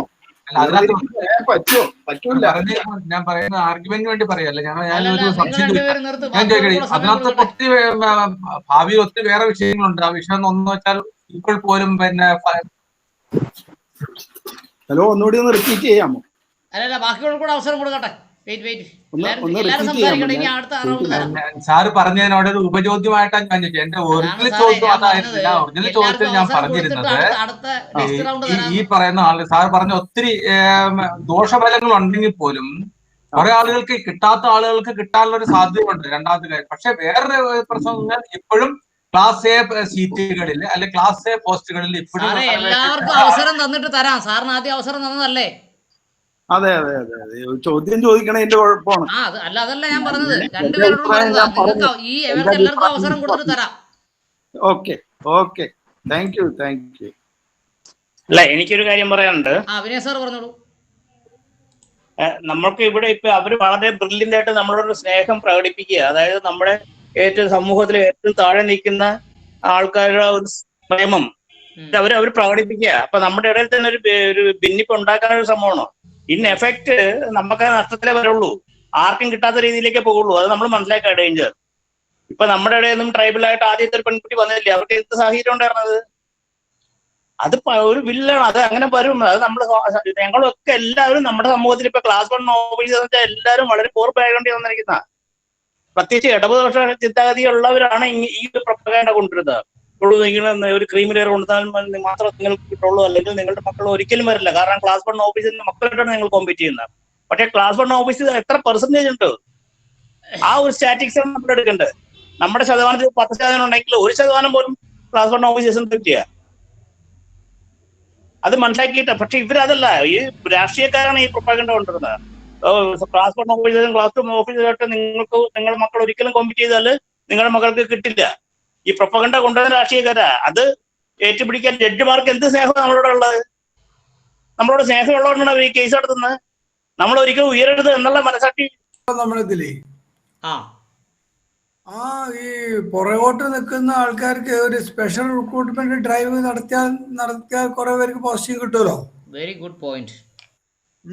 അപ്പൊ അതൊരു ഒരു ഒരു സ്ട്രാറ്റജി നമുക്ക് എടുക്കണം. പിന്നെ അതുപോലെ തന്നെ എഴുതി വെക്കണേ. ഓക്കെ, സാർമാരെ കുറിച്ച് ഞാൻ കുറിച്ച് വെച്ചിട്ടുള്ളത്. അപ്പൊ അത് ഓവർകം ചെയ്യാനായിട്ട് സ്പെഷ്യൽ റിക്രൂട്ട്മെന്റ് നടത്തുന്നവരുടെ ഒരു ഡ്രൈവ് നടത്തുന്നത് കുഴപ്പമുണ്ടാവില്ല എന്ന് തോന്നുന്നു. അതാ ഒരു പോസിറ്റീവ്. അപ്പൊ റിസർവേഷൻ നിർത്തലാക്കേണ്ട കാര്യമില്ല, അത് ABCD ക്ലാസ് ആക്കേണ്ട ആവശ്യമില്ല. ABCD ക്ലാസ് ആക്കി കഴിഞ്ഞാല് യൂണിറ്റ് കൂടെ പോകും. ഒന്നാമത്, രണ്ടാമത് ഫൈറ്റിംഗ് ഫോഴ്സ് ഉണ്ടാവില്ല. അങ്ങനെ ഒരുപാട് ഡ്രോബാക്സ് ഇതിൽ വരുന്നുണ്ട്. ഈ ചില ആൾക്കാർ കാര്യങ്ങളുടെ ഗൗരവം അറിയാതെയാണ് ഇത് വന്നോട്ടെ എന്നൊക്കെ പറയുന്ന ചില ആൾക്കാരുണ്ട്. അപ്പൊ അതൊരു ഭയങ്കരമായ ഒരു ഇതാണ്. അപ്പൊ അവരെ എഡ്യൂക്കേറ്റ് ചെയ്യാനും മെയിൻ ആയിട്ടുള്ള പ്രശ്നം വേണ്ട ആവശ്യം. ഞാൻ ഒരു ക്ലാസ്സിലാണ്, ഞാൻ സാറിനെ വിളിച്ചോ? സാർ പറഞ്ഞോ, കേക്കട്ടെ. അല്ല, ഞാൻ കൺക്ലൂഡ് ചെയ്ത് വേണമെങ്കിൽ അടുത്ത റൗണ്ടിൽ കയറാം. മണിയപ്പ സാർ പറ. ഞാന് പറയാൻ തുടങ്ങിയ പോയിന്റാണ് ബാലകൃഷ്ണൻ സാർ ഇപ്പൊ പറഞ്ഞത്. സ്പെഷ്യൽ റിക്രൂട്ട്മെന്റ് മാത്രമല്ല, സർവീസിൽ ഉള്ളവരെ സംബന്ധിച്ചിടത്തോളം അവരെ ഇന്നിപ്പോ ചെയ്ത് കണ്ടുവരുന്ന ഒരു പ്രധാനപ്പെട്ട കാര്യം, അടുത്ത പ്രൊമോഷൻ അടിക്കുന്നതിന് മുമ്പ് ഏതെങ്കിലും തരത്തിലുള്ള ഒരു വിഷയം കയറ്റി അവരെ ഒന്ന് അവരതിനെ എന്താ പറയാ, അതിന് ക്വാളിഫൈഡ് അല്ല, ആ പോസ്റ്റിന് ക്വാളിഫൈഡ് അല്ല എന്നുള്ള രീതിയിൽ എന്തെങ്കിലും ഒരു വിഷയം ഉണ്ടായിട്ട് ഒന്നെങ്കിൽ സസ്പെൻഷനോ അല്ല ഡിപ്പാർട്ട്മെന്റ് ആക്ഷൻ ഉണ്ടാക്കുന്നു. അത് സർക്കാർ അല്ല ഡിപ്പാർട്ട്മെന്റ് ചെയ്യുന്ന കാര്യം. അതല്ല ഇവിടുത്തെ പ്രതിപാദ്യ വിഷയം എന്ന് എനിക്കറിയാം. പ്രതിപാദ്യ വിഷയത്തില് നമുക്ക് ചെയ്യാവുന്ന കാര്യം എന്ന് വെച്ച് കഴിഞ്ഞാൽ ABCD തിരിക്കാതെ തന്നെ ഏത് കമ്മ്യൂണിറ്റിക്കാണോ അല്ലെങ്കിൽ ഏത് വിഭാഗത്തിനാണോ കിട്ടാത്തത്, ഇപ്പൊ ഫോറസ്റ്റിലൊക്കെ ഇപ്പൊ പോലീസിലേക്ക് ഫോറസ്റ്റ് ഗാർഡിലേക്ക് കയറി കുറച്ച് ട്രൈബ്സിനെ റിക്രൂട്ട് ചെയ്യണം. എറണാകുളം സർക്കാരിന്റെ കാലത്ത് സ്പെഷ്യൽ റിക്രൂട്ട്മെന്റ് ചെയ്തിട്ട് പോലീസിൽ കുറെ ആൾക്കാരെ കയറ്റി. അപ്പൊ ആ രീതിയിലുള്ള സ്പെഷ്യൽ റിക്രൂട്ട്മെന്റ് സിസ്റ്റം ആണ് ഈ പോകുന്നവർക്ക് വേണ്ടി ചെയ്യാറുള്ളത്. അതിനുപരി നമ്മൾക്ക് അവകാശപ്പെട്ടത് ഇത്ര ശതമാനം, 8 അല്ലെങ്കിൽ 10% പട്ടികക്കാരുള്ള ശതമാനം ഇന്നും കിട്ടാത്ത ഒരുപാട് സംസ്ഥാനങ്ങൾ, പൂർത്തീകരിച്ച സംസ്ഥാനങ്ങളുണ്ട്, ഡിപ്പാർട്ട്മെന്റുകളുമുണ്ട്. അതോടൊപ്പം തന്നെ നേരത്തെ പോലെ A ക്ലാസ് ഉദ്യോഗസ്ഥന്മാരെ അങ്ങനെ അർഹതപ്പെട്ടത് ഇപ്പൊ തന്നെ നമുക്കറിയാം. യൂണിവേഴ്സിറ്റി ചാൻസലറായിട്ട് എബ്രാഹിം സാറിന് കിട്ടാത്ത സാഹചര്യം, ഇങ്ങനെയൊക്കെയുള്ള സാഹചര്യങ്ങൾ ഒരു ഭാഗത്തുണ്ട്. അതിനേക്കാൾ ഉപരി ഈ വിഷയത്തെ സംബന്ധിച്ചിടത്തോളം നമ്മൾ ഇപ്പോൾ ഇവർ മുന്നോട്ട് വയ്ക്കുന്ന അല്ലെങ്കിൽ 5 അംഗ ബെഞ്ച് പറഞ്ഞിരിക്കുന്ന കാര്യങ്ങളെ ഡിനേ ചെയ്യാൻ എന്തൊക്കെയാണ്, അത് ഡിനേ ചെയ്യുന്നതിന് നമ്മൾ കൊടുക്കേണ്ട നിർദ്ദേശങ്ങൾ ആ നിർദ്ദേശങ്ങളായിരിക്കണം നമ്മൾ കൂടുതൽ ചർച്ച. ഇപ്പൊ വിഷയം വന്നു, അത് നമുക്ക് ഇത് കഴിഞ്ഞിട്ട് എല്ലാവരുടെയും ചർച്ച കഴിഞ്ഞിട്ട് ഇന്ന ചെയ്ത പോലുള്ള നടപടിക്രമങ്ങൾ എന്തൊക്കെ ചെയ്യണമെന്നതിനെ കുറിച്ച് ആലോചിക്കാം. യെസ് യെസ് അതെ സർ. ഓക്കെ. അപ്പോൾ പയസ്, പിന്നെ നമ്മുടെ Sunilkumar, Ashwin Bipin Nath, dream N K, ഈ 4 പേരിൽ ആർക്കെങ്കിലും മൈക്ക് ഓണാക്കി സംസാരിക്കാം. Pius, Sunilkumar, Ashwin Nath, dream N K, ഇവർ 4 പേരിൽ ആരാണോ മുമ്പേ പറഞ്ഞത് അവർക്ക് മുമ്പേ സംസാരിക്കാം.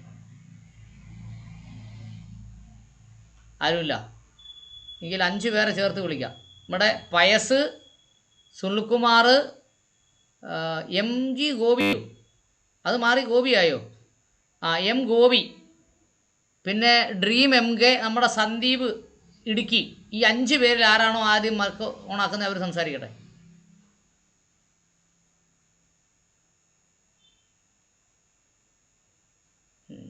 ആരും ഓണാക്കുന്നില്ല. ശരി, 6ാമത്തെ ആളെയും കൂടെ ചേർത്ത് വിളിക്കാം. പയസ്, സുനിൽകുമാർ, ഗോപി അല്ലേ, എം ഗോപി, ഡ്രീം M K, Sandeep, Jitesh C K ഓണാക്കിയിട്ടുണ്ട്. സംസാരിക്കുക, കേക്കട്ടെ. സാറേ നമസ്കാരം. ഇന്നത്തെ ക്ലാസ്സിൽ കുറച്ച് ലേറ്റ് ആയിട്ടാണ് ഞാൻ എത്തിയത്. അതുകൊണ്ട് മുഴുവൻ കാര്യങ്ങളും ഉൾക്കൊള്ളാൻ കഴിഞ്ഞിട്ടില്ല, മനസ്സിലാക്കാനും കഴിഞ്ഞിട്ടില്ല. എങ്കിലും ചർച്ചയിൽ നടന്ന 1-2 ആളുകളെ കോട്ട് ചെയ്തിട്ടാണ് സംസാരിക്കുന്നത്. എനിക്ക് തോന്നുന്നത് നമ്മളുടെ ഈ വിഷയത്തില് നേരത്തെ പറഞ്ഞ മാതിരി പൊതുസമൂഹത്തിലെ മുഖ്യധാര രാഷ്ട്രീയ പാർട്ടികൾ വളരെ വലിയ ഒരു കള്ളത്തരം കാണിക്കുന്നുണ്ട്. നേരത്തെ പറഞ്ഞ ക്ലാസ് 1 തസ്തികയിലേക്കും അതുപോലെ തന്നെ മറ്റു ഉദ്യോഗസ്ഥ തലങ്ങളിലേക്കും വളർന്നു വന്ന പട്ടികജാതി വിഭാഗത്തെ ചൂണ്ടിക്കാണിച്ചുകൊണ്ട് രാഷ്ട്രീയ മുതലെടുപ്പിന് വേണ്ടി താഴേക്കിടയിലുള്ള, നേരത്തെ ഗോപിദാസ് ഒക്കെ പറഞ്ഞ മാതിരി വളരെ ദുർബലമായിട്ട് ഒരു തസ്തികയിലും പോലും അവസരം ലഭിക്കാത്ത പാവപ്പെട്ട ആളുകളെ കാണിച്ചുകൊണ്ട് നമ്മളിലുള്ള സംഘടിത സ്വഭാവം തകർക്കുവാനുള്ള ഒരു ശ്രമം നടത്തുന്നുണ്ട്. അതിന് സത്യത്തിൽ കുറ്റക്കാര് രാഷ്ട്രീയക്കാരല്ല, നമ്മൾ തന്നെയാണ്. 1980-കൾ 90-കളിൽ അല്ലെങ്കിൽ 70-കളിൽ വളർന്നു വന്ന KHS പോലെയുള്ള പ്രസ്ഥാനത്തിലൂടെ വളർന്നു വന്ന സാമുദായിക നേതാക്കൾക്കും ക്യാമ്പസിലെ വിദ്യാർത്ഥി രംഗത്തിലൂടെ കടന്നു വന്ന ഹരിജൻ സംഘടനകളിലൂടെ ഒക്കെ വളർന്നു വന്ന ആ സംഘടനയ്ക്ക് ശേഷം നമ്മളുടെ ആളുകൾ ഒരു സാമുദായിക വൽക്കരണത്തിലൂടെ ക്യാമ്പസുകളിൽ സജീവമല്ലാതാകുകയും പോയി നിമിഷം പോലും കണ്ടിട്ടില്ല. പക്ഷേ ഇത് ജഡ്ജ്മെന്റ് ആണ്. കറക്റ്റായിട്ട് പറഞ്ഞാൽ ഇത് നിയമജ്ഞന്റെ കൈകാര്യം ചെയ്യുന്നൊരു വിഷയം. ഇത് കേട്ടുകൊണ്ടിരിക്കുക എന്നുള്ളതല്ല, ഞാനിപ്പോ ശ്രദ്ധിക്കുന്നത് മുഴുവനും ഇതിന്റെ ഇംപ്ലിമെന്റ് ചെയ്യാൻ നമ്മൾ എന്താണ് സംഘാടകർ എന്നല്ലേ, സംഘടനാ നേതാക്കന്മാർ. അത് നമുക്ക് കമ്മിറ്റി പറയാമെന്ന് ഞാൻ മുമ്പേ പറഞ്ഞായിരുന്നു. കാരണം ഇത് റെക്കോർഡ് ചെയ്തോണ്ടിരിക്കുക. അതാണ് ഞാൻ ആലോചിച്ചുകൊണ്ടിരിക്കുന്നത്. ഇത് റെക്കോർഡ് ചെയ്തോണ്ടിരിക്കുക. ഓക്കെ, എനിക്ക് ഈ കാര്യത്തിൽ ഇംപ്ലിമെന്റ് സൈഡ് നമ്മൾ സംഘടനയ്ക്കകത്ത് പറയുന്നേ നല്ലത്. യെസ്, അത് തന്നെ. അതുകൊണ്ടാണ് ഞാൻ മിണ്ടാതിരിക്കുന്നത്. അപ്പൊ എനിക്ക് അതേക്കുറിച്ച് ഇപ്പോ ഞാൻ സംസാരിക്കാൻ ഇല്ല. ഒരു കാര്യം വളരെ വ്യക്തമാണ്. ഈ സമൂഹത്തിന്റെ ഇടയിൽ അന്തഛിദ്രം ഉണ്ടാക്കി ചില ഒരു മറ്റുള്ള സവർണന്മാരെന്ന് പറയുന്ന ആളുകള് ഇനി ഒരു വലിയൊരു മുതലെടുപ്പ് നടത്താനുള്ളൊരു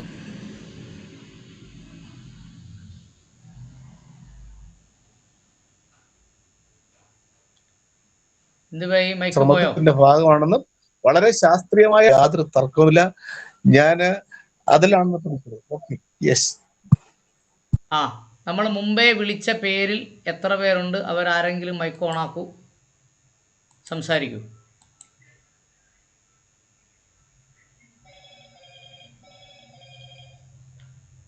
അപ്പോൾ നടേശ സാറും കൂടെ പോയി കഴിഞ്ഞാൽ പിന്നെ മണിയപ്പ sir, നടേശ sir, പയസാറ്, Sunil, dream, Sandeep, ഇത്രയും 4 പേരിൽ ആരെങ്കിലും ഒരാൾ മൈക്ക് ഓണാക്കൂ.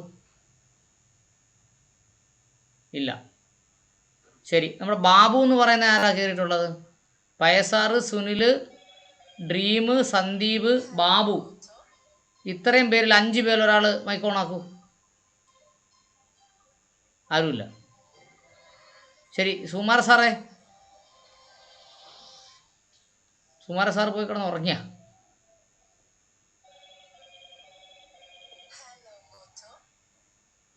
സുകുമാര സാറേ ഇല്ല.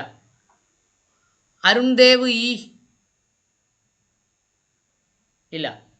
ഓക്കെ, ഞാൻ പറയൂ കേൾക്കട്ടെ സാർ. പിന്നെ ഈ വിധി വന്നിരിക്കുന്നത് ഇതിലത് ഇപ്പൊ SC/ST നിലവില് SC/ST മാത്രമേ ബാധിക്കുള്ളൂ? SC/STയിൽ വാൽമീകിക്കും മറ്റവർക്കും, അതായത് ഒരു കമ്മ്യൂണിറ്റിക്കും കൂടി പഞ്ചാബ് ഗവൺമെൻറ് ഒരു പ്രത്യേക നിയമം ഉണ്ടാക്കിയതിനെ റദ്ദ് ചെയ്തുകൊണ്ട് പഞ്ചാബ് ആൻഡ് ഹരിയാനയുടെ ഡിവിഷൻ ബെഞ്ചിലെ അപ്പീലാണിത്. SC/STക്കാരെ മാത്രമേ ബാധിക്കുള്ളൂ.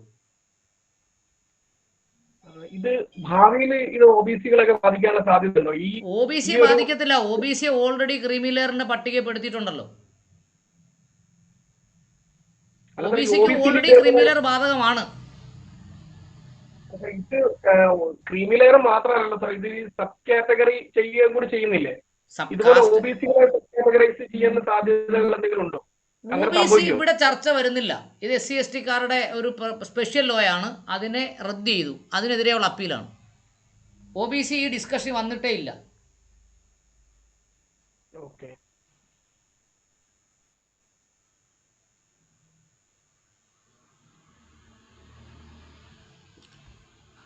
യെസ്. അപ്പോൾ വേറൊന്നും പറയാനില്ലെങ്കിൽ ഇപ്പോൾ ഞാൻ ഒന്നും കൂടെ വിളിക്കുകയാണ്. പയസ്, സുനിൽകുമാർ, MG ഗോപി, സന്ദീപ്, പിന്നെ ബാബു അല്ലേ? ഇത്രയും പേര്. ബാബു പറ. സാറേ, ഈ ക്രിമിനൽ ലെയറിനെ കുറിച്ചിട്ട് ഹലോ, യെസ്, ഹൈ ക്ലാസ് നമ്മുടെ സമുദായത്തിൽ ഹൈ ക്ലാസ് ഫാർമർക്ക് ഈ ടെൻഷൻ ഉണ്ടാവുള്ളൂ തോന്നുന്നു എനിക്ക്. ഇല്ലാണ്ട് ഇതൊക്കെ സാധാരണ മറ്റുള്ള നമ്മുടെ സമുദായത്തിൽ സാധാരണ താന്നിട്ടുള്ള ആളുകൾക്ക് കിട്ടുന്നത് നല്ലതല്ലേ? ചോദിക്കല്ല, നിങ്ങളുടെ അഭിപ്രായം പറ. അങ്ങനെയാണ് എൻ്റെ ഒരു അഭിപ്രായം സാറേ. സാധാരണക്കാർക്ക് കിട്ടുന്നത് നല്ല കാര്യമല്ലേ? സൊസൈറ്റിയിലുള്ള ഒരുപാട് ആളുകളില്ലേ, അവർക്കെല്ലാം ബുദ്ധിമുട്ടുള്ളൂ.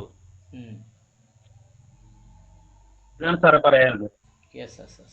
ഇനി ആരെങ്കിലും സംസാരിക്കുന്നു? പയസ്, സുനിൽകുമാർ, ഗോപി, സന്ദീപ്, ഇവരാരെങ്കിലും സംസാരിക്കുന്നു? സുമാര സാറ്.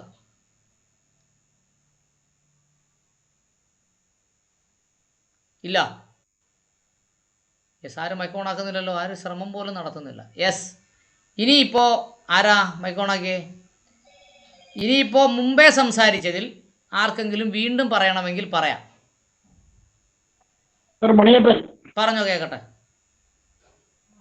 ഇപ്പൊ ബാബു പറഞ്ഞ അതേ അഭിപ്രായം നമ്മുടെ ആൾക്കാരുടെ ഇടയിൽ എത്തിക്കുക എന്നുള്ളതാണ് ഈ മുന്നോക്ക വിഭാഗം വിഭാവന ചെയ്യുന്നത്.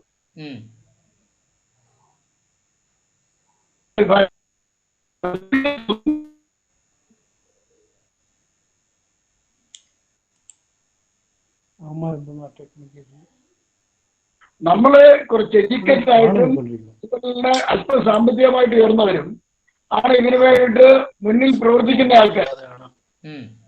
ആ മുന്നിൽ പ്രവർത്തിക്കുന്ന ആൾക്കാരെ ഒഴിവാക്കി കഴിഞ്ഞാൽ പിന്നെ ഏറ്റവും പിന്നോക്കം വിഭാഗം ആൾക്കാരെ ഇതിനകത്ത് ഇടപെടാൻ ആൾക്കാരുണ്ടാകില്ല. അവരാണ് നേരത്തെ പറഞ്ഞ ടെസ്റ്റുകളിലൊക്കെ പിന്നോക്കം പോവുക.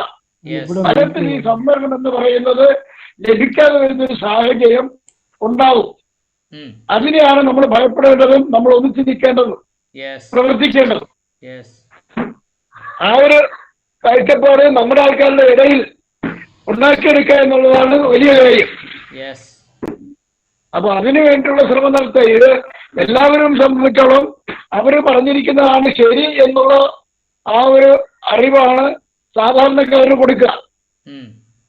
അപ്പൊ ഈ 10% സംവരണം എന്ന് പറയുമ്പോൾ 100 പേരിൽ 90 പേർക്ക് സംവരണം കിട്ടുന്നില്ല എന്നുള്ളത് ഒരു യാഥാർത്ഥ്യമാണ്. സംവരണം കിട്ടിയ 10% എന്ന് പറയുന്നത് ഈ 90%-ന്റെ എന്നോട് കടപ്പെട്ടിരിക്കുന്നതാണ്. പക്ഷെ 90% എന്ത് ചെയ്യുന്നു? അത് ഈ 10% എന്ത് ചെയ്യുന്നു? ഈ 90% പരിഗണിക്കുന്നുമില്ല. അപ്പൊ ഒരു തരത്തിൽ പറഞ്ഞാല് ഈ 10% പെടുന്ന നമ്മക്കാർക്കും കൊടുക്കരുത്, കിട്ടരുത് എന്നുള്ള ഒരു പ്രതിഷേധകരമായ അഭിപ്രായമാണ് എനിക്കുള്ളത്. Yes. പക്ഷെ അത് ശരിയല്ലല്ലോ. അതുകൊണ്ട് മൊത്തത്തിൽ ഇത് കിട്ടുന്നതിനുള്ള ശ്രമം നടത്തുകയും നേരത്തെ പറഞ്ഞ പോലെ കിട്ടാത്തവർക്ക് വേണ്ടി സ്പെഷ്യൽ റിക്രൂട്ട്മെന്റ് നടത്തുക. നമ്മുടെ സംവരണം പാലിക്കപ്പെടുന്നില്ല. 10% 10%, 8% പാലിക്കപ്പെടാത്തത്. ആ പാലിക്കപ്പെടുന്നതിന് വേണ്ടി ആ ബാക്കിലോഗ് ഫില്ലപ്പ് ചെയ്യുമ്പോൾ സ്പെഷ്യൽ റിക്രൂട്ട്മെന്റ് നടത്തി കിട്ടാത്തവർക്ക് കൂടി കൊടുക്കുന്ന രീതിയാണ് അത്. കാരണം അതിനു വേണ്ടിയാണ് ശ്രമിക്കേണ്ടത്.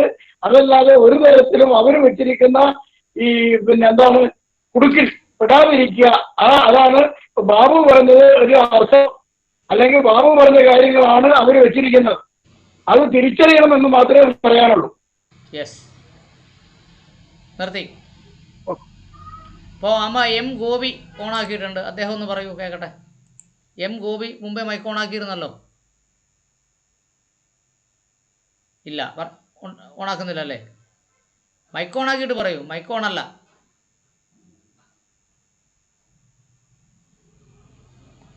യെസ്, എം ഗോപി പറഞ്ഞിട്ട് കാര്യമില്ല, ഇവിടെ കേൾക്കുന്നില്ല. മൈക്ക് ഓണല്ല, മൈക്ക് ഓണാക്കൂ.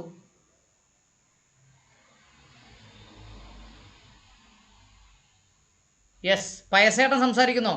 പയസ് രാമപുരം. സുനിൽകുമാർ സംസാരിക്കുന്നോ? അശ്വിൻ ഭീംനാഥ് സംസാരിക്കുന്നോ? ഇല്ല. സന്ദീപ് സംസാരിക്കുന്നോ? ഇല്ല. സുമാരൻ സാറ് സംസാരിക്കുന്നോ? K V? ഇല്ല. ശരി. ഇനി മുമ്പേ പറഞ്ഞ ആർക്കെങ്കിലും എന്തെങ്കിലും പറയാനുണ്ടോ? അപ്പോൾ ഒരു കാര്യം നിങ്ങൾ ശ്രദ്ധിക്കണം. ഇനി ഈ ചർച്ചയിൽ അതും കൂടെ നിങ്ങൾ ഉൾപ്പെടുത്തി പറയണം. സ്പെഷ്യൽ റിക്രൂട്ട്മെൻ്റ് ഒരാൾ പറഞ്ഞു, ബാക്ക്ലോഗും ഒരാൾ പറഞ്ഞു, വേറൊരു സാധനം പറയാത്തതുണ്ട്. പ്രമോഷനിൽ സംവരണം 16(4) പറയുന്നുണ്ട്. പ്രമോഷണൽ സംവരണത്തെക്കുറിച്ച് ഉള്ള വിഷയം നമ്മൾ എടുത്തിട്ട് കൊടുക്കണം. സർക്കാർ ഉദ്യോഗസ്ഥന്മാർക്ക് പ്രമോഷണൽ സംവരണം വേണമെന്ന് വിഷയം നമ്മൾ ആയിട്ട് ഡൊണേറ്റ് ചെയ്യണം ഇതിനകത്ത്. ആ വിഷയങ്ങൾ നമ്മൾ കൃത്യമായി മനസ്സിലാക്കണം. രണ്ടാമത്, ഈ സംവരണമൊക്കെ നടത്തിയിട്ടുള്ളത് കൺസോളിഡേറ്റഡ് സർവീസിലേക്ക് സംവരണം പോയിട്ടില്ല. കൺസോളിഡേറ്റഡ് സർവീസ് എന്ന് പറയാൻ അറിയാമല്ലോ, ഇന്ത്യയിലെ iron prime of Indian administration എന്ന് പറയുന്ന ഇന്ത്യയിലെ ടോപ്പ് മോസ്റ്റ് സർവീസാണ്. എന്ന് പറഞ്ഞാൽ ഉദാഹരണം സുപ്രീം കോടതി ജഡ്ജി കൺസോളിഡേറ്റഡ് സർവീസാണ്, ഹൈക്കോടതി ജഡ്ജി കൺസോളിഡേറ്റഡ് സർവീസാണ്. പിന്നെ പാർലമെൻറ്റിലെ സീനിയർ IAS ഉദ്യോഗസ്ഥർ, സ്റ്റേറ്റ് സർവീസിലെ സീനിയർ IAS ഉദ്യോഗസ്ഥർ, ഇലക്ഷൻ കമ്മീഷന്മാർ, ഇവരൊക്കെ കൺസോളിഡേറ്റഡ് സർവീസിലാണ്. കൺസോളിഡേറ്റഡ് സർവീസിൽ ജനസംഖ്യ ആനുപാതിക സംവരണം വേണമെന്ന് നമ്മൾ ഇത്രയും പേരും പറഞ്ഞിട്ടില്ല. നിങ്ങളെല്ലാവരും ബഹുഭൂരിപക്ഷം പേരും എന്നെക്കാളും സീനിയറും സർക്കാർ ഉദ്യോഗസ്ഥരുമായിരുന്നു. പക്ഷെ ആ വിഷയം നിങ്ങൾ മിണ്ടിയിട്ടില്ല. അതും കൂടി ക്ലാസ് 1 വേറെ, ഇത് വേറെ. കൺസോളിഡേറ്റഡ് സർവീസ് വേറെ, ക്ലാസ് 1 വേറെ. ഓക്കെ, ആ സർക്കാർ സർവീസിൻ്റെ വ്യത്യാസം വേണമെങ്കിൽ ഞാൻ നാളെ പഠിപ്പിക്കാം. എൻ്റെ കയ്യിരിപ്പുണ്ട് ലിസ്റ്റ്, അതുകൊണ്ടാണ് പറഞ്ഞത്. ക്ലാസ് 1 വേറെ, കൺസോളിഡേറ്റഡ് സർവീസ് വേറെ. അടുത്തത് all India council of technical education എന്ന് പറഞ്ഞൊരു സാധനമുണ്ട്. എന്ന് പറഞ്ഞാൽ ഇവിടെ REC, മുക്കം REC പോലെ കേന്ദ്ര ഗവൺമെൻറ് നടത്തുന്ന, മണിയപ്പ സാർ ഓഫ് ചെയ്യത്തില്ലല്ലേ, കേന്ദ്ര സർക്കാർ നടത്തുന്ന സാങ്കേതിക വിദ്യാഭ്യാസ സ്ഥാപനങ്ങൾ, all India council of technical education, ഇവിടെയും സംവരണം പാലിച്ചിട്ടില്ല. അത് വേണമെന്നും നമ്മൾ ഡിമാൻഡ് ചെയ്തിട്ടില്ല. നമ്മുടെ സംഘടിതമായി അത് ഡിമാൻഡ് ചെയ്യണം. അപ്പോൾ ഇതെല്ലാം പരിഗണിച്ചിട്ടാണ് ഇത് ചെയ്യേണ്ടത്. അടുത്തത് all India council of technical education കഴിഞ്ഞാൽ ജുഡീഷ്യൽ സർവീസ്. ജുഡീഷ്യൽ സർവീസ് എന്ന് പറഞ്ഞാൽ ഹൈക്കോടതി ജഡ്ജിമാരും സുപ്രീം കോടതി ജഡ്ജിമാരും അതിൽ പെടത്തില്ല. ജില്ലാ ജഡ്ജിമാർ മുതൽ മുനിസിപ്പൽ മജിസ്ട്രേറ്റ് വരെ ഉള്ളവരാണ് ജുഡീഷ്യൽ സർവീസിൽ പെടുന്നത്. അവിടെയും ജനസംഖ്യാനുപാതികമായ സംവരണം വേണമെന്നും ബാക്ക്ലോഗ് ഫില്ല് ചെയ്യണമെന്നും നമ്മൾ പറഞ്ഞിട്ടില്ല. എനിക്ക് ജില്ലാ ജഡ്ജി ആവാൻ വേണ്ടി പറഞ്ഞതല്ല കേട്ടോ, ഞാൻ വക്കീലായതുകൊണ്ട് എനിക്ക് വേണ്ടി പറഞ്ഞാന്ന് പറഞ്ഞാളേ. അടുത്തത് പിന്നെ യൂണിവേഴ്സിറ്റി ഗ്രാൻഡ് കമ്മീഷൻ, അത് പിരിച്ചുവിട്ട് കഴിഞ്ഞു. യൂണിവേഴ്സിറ്റി ഗ്രാൻഡ് കമ്മീഷൻ എന്ന് പറയുന്ന സാധനം പിരിച്ചുവിട്ടു. അതിൻ്റെ ഏറ്റവും വലിയ പ്രത്യേകം എന്താ അറിയാമോ?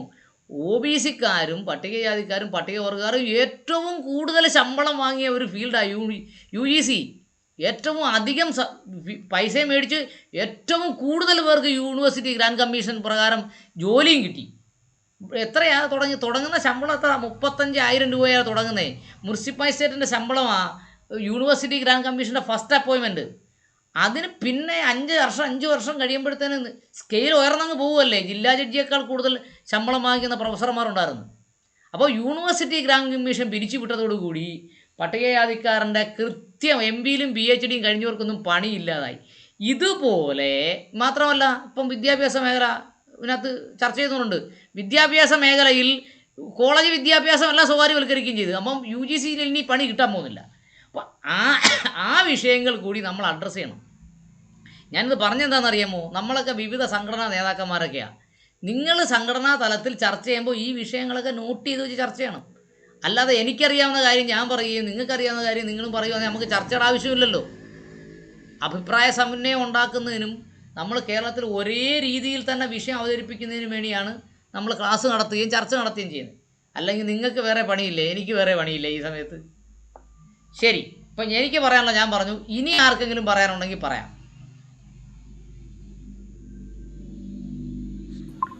Hello, yes, hello. ആ, ഗോപിച്ചേട്ടൻ പറ. ഇല്ല മണിയപ്പ സാറേ വെയിറ്റ്, ഗോപിച്ചേട്ടൻ പറയട്ടെ. പറയാത്ത ഒരാൾ മൈക്കോണാക്കി.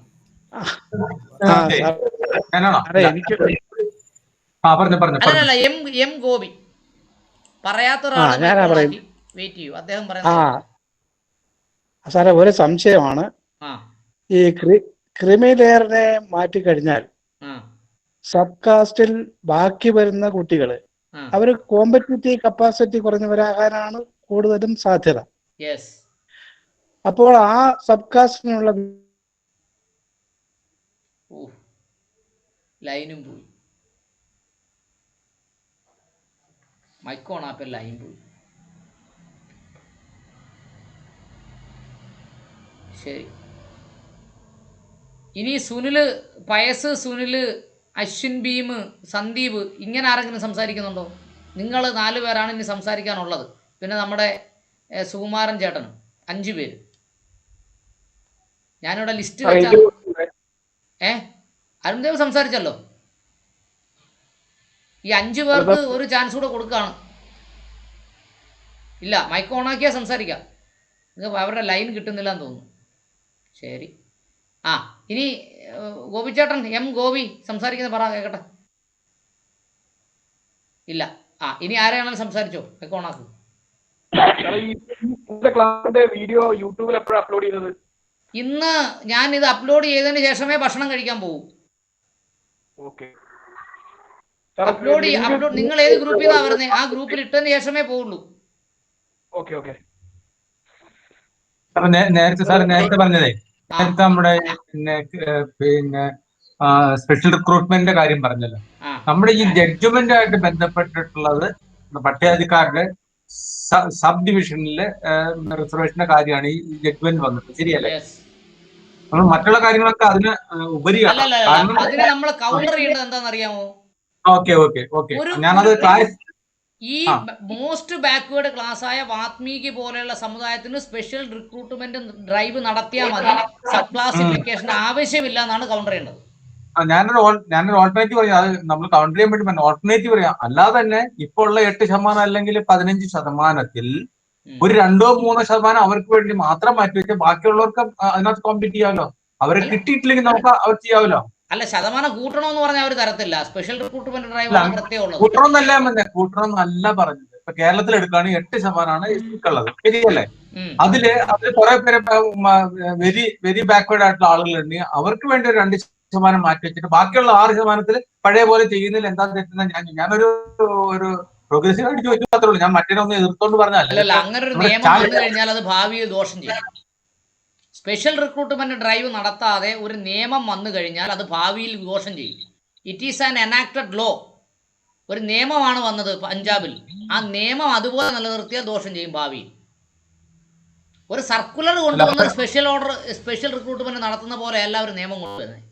നിയമം അവിടെ നിലനിൽക്കും. ഇപ്പൊ പറഞ്ഞ പോലെ ഒരു സെക്കൻഡ്, ശരി ശരി, നമ്മുടെ സുഹൃത്ത് പറഞ്ഞതുപോലെ ഓരോ വിഭാഗത്തിനും അങ്ങനെ റിസർവേഷൻ കൊടുക്കുമ്പോൾ നമ്മളുടെ ഏകീകരണത്തിനുള്ള സാധ്യത വീണ്ടും പോവുകയാണ്. ഒരു ഡിവൈഡ് ചെയ്ത് ഭരിക്കുന്ന ഒരു സംവിധാനത്തിലേക്ക് പോകും. അപ്പൊ അത് ഒഴിവാക്കിയിട്ടുണ്ടെങ്കിൽ നമ്മൾ SC അല്ലെ ST എന്ന് പറയുന്ന ആ ഗ്രൂപ്പായിട്ട് തന്നെ നിൽക്കുന്നതാണ് എപ്പോഴും നല്ലത്. അപ്പൊ നമ്മൾ എന്തെങ്കിലും ഒരു ഇഷ്യൂ വന്നാൽ ഫൈറ്റ് ചെയ്യാനായിട്ട് എല്ലാ SCയും വരും, അല്ലെങ്കിൽ എല്ലാ STയും വരും. ഇങ്ങനെ വിഭജിച്ച് നിർത്തിക്കഴിഞ്ഞാൽ ഒരു ഇഷ്യൂ വരുമ്പോഴത്തേക്കും അതിന് ഫൈറ്റ് ചെയ്യാനായിട്ട് ഈ പറഞ്ഞ ആദ്യം വിരലിൽ എണ്ണാവുന്ന ഒരു ചെറിയ കമ്മ്യൂണിറ്റിയിലെ ആൾക്കാർ മാത്രമേ ഉണ്ടാവുള്ളൂ. അതൊരു വിഷയം. പിന്നെ ഇപ്പൊ താങ്കൾ സൂചിപ്പിച്ചതുപോലെ ഈ കൺസോളിഡേറ്റഡ് ഫണ്ടിൽ നിന്ന് ഉള്ള എംപ്ലോയ്മെന്റ്, അവിടെ ഒന്നും റിസർവേഷൻ ഇല്ല. അതേപോലെ തന്നെ പ്രസക്തമായിട്ടുള്ളതാണ് സയന്റിഫിക് ഓർഗനൈസേഷൻ. അതിൻ്റെ അകത്ത് സയന്റിസ്റ്റ് പോസ്റ്റുകളിൽ ഒന്നും തന്നെ റിസർവേഷൻ കൊടുക്കുന്നില്ല. ആംഡ് ഫോഴ്സിലില്ല. അതെ. അപ്പൊ അതിലുമൊക്കെ ഈ പറഞ്ഞ ഒരു ഡിമാൻഡ് വെക്കാമെങ്കിൽ അത്തരം സംഘടനകൾ കൂടി, അതായത് ICMR, CSIR, ICAR, അങ്ങനെ കുറെ കൗൺസിൽ, റിസർച്ച് ഡീൽ ചെയ്യുന്ന കൗൺസിൽ ഉണ്ട്, DRDO, ISRO. ഇതിലൊന്നും സയന്റിഫിക് കേഡറിൽ റിസർവേഷൻ കൊടുക്കണേയില്ല.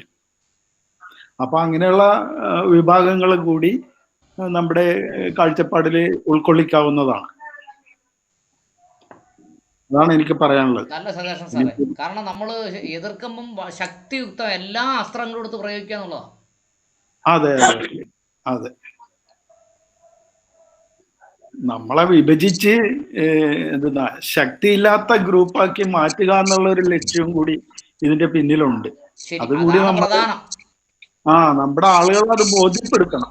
ഈ പറഞ്ഞ പോലെ വരുമാനം കുറഞ്ഞ നമ്മുടെ കുറെ സ്വന്തക്കാരും ബന്ധുക്കളും ഒക്കെ ഉണ്ട്. അവരെ പക്ഷേ ഈ കാര്യം പറഞ്ഞ് മനസ്സിലാക്കണം. ഇതിന്റെ പിന്നിലുള്ള ലക്ഷ്യം നമ്മളെ വിഭജിച്ച് ദുർബലരാക്കുക എന്നുള്ളതാണ്. അല്ലാണ്ട് നമുക്ക് സഹായം തന്ന് ശക്തിപ്പെടുത്തുക എന്നുള്ളതല്ല. നമ്മളിൽ വിദ്യാഭ്യാസമുള്ളവനെ തഴഞ്ഞു മാറ്റി നിർത്തി വിദ്യാഭ്യാസം ഇല്ലാത്തവനല്ലേ വരുമാനം ഇല്ലാത്തവന് കൊടുക്കാമെന്നുള്ള ഒരു ഭയങ്കര വാഗ്ദാനം നൽകിയിട്ട് അവനും കൊടുക്കൂല, വിദ്യാഭ്യാസം ഉള്ളവനും കൊടുക്കൂല എന്നുള്ളൊരു നിലപാടിലേക്കായിരിക്കും വരാൻ പോകുന്നത് കാര്യം. അപ്പൊ അത് നമ്മുടെ ആളുകളെ നല്ല വിധത്തിൽ പറഞ്ഞ് മനസ്സിലാക്കി എല്ലാരും കൂടി സഹകരിച്ച് മുന്നോട്ട് പോകണം.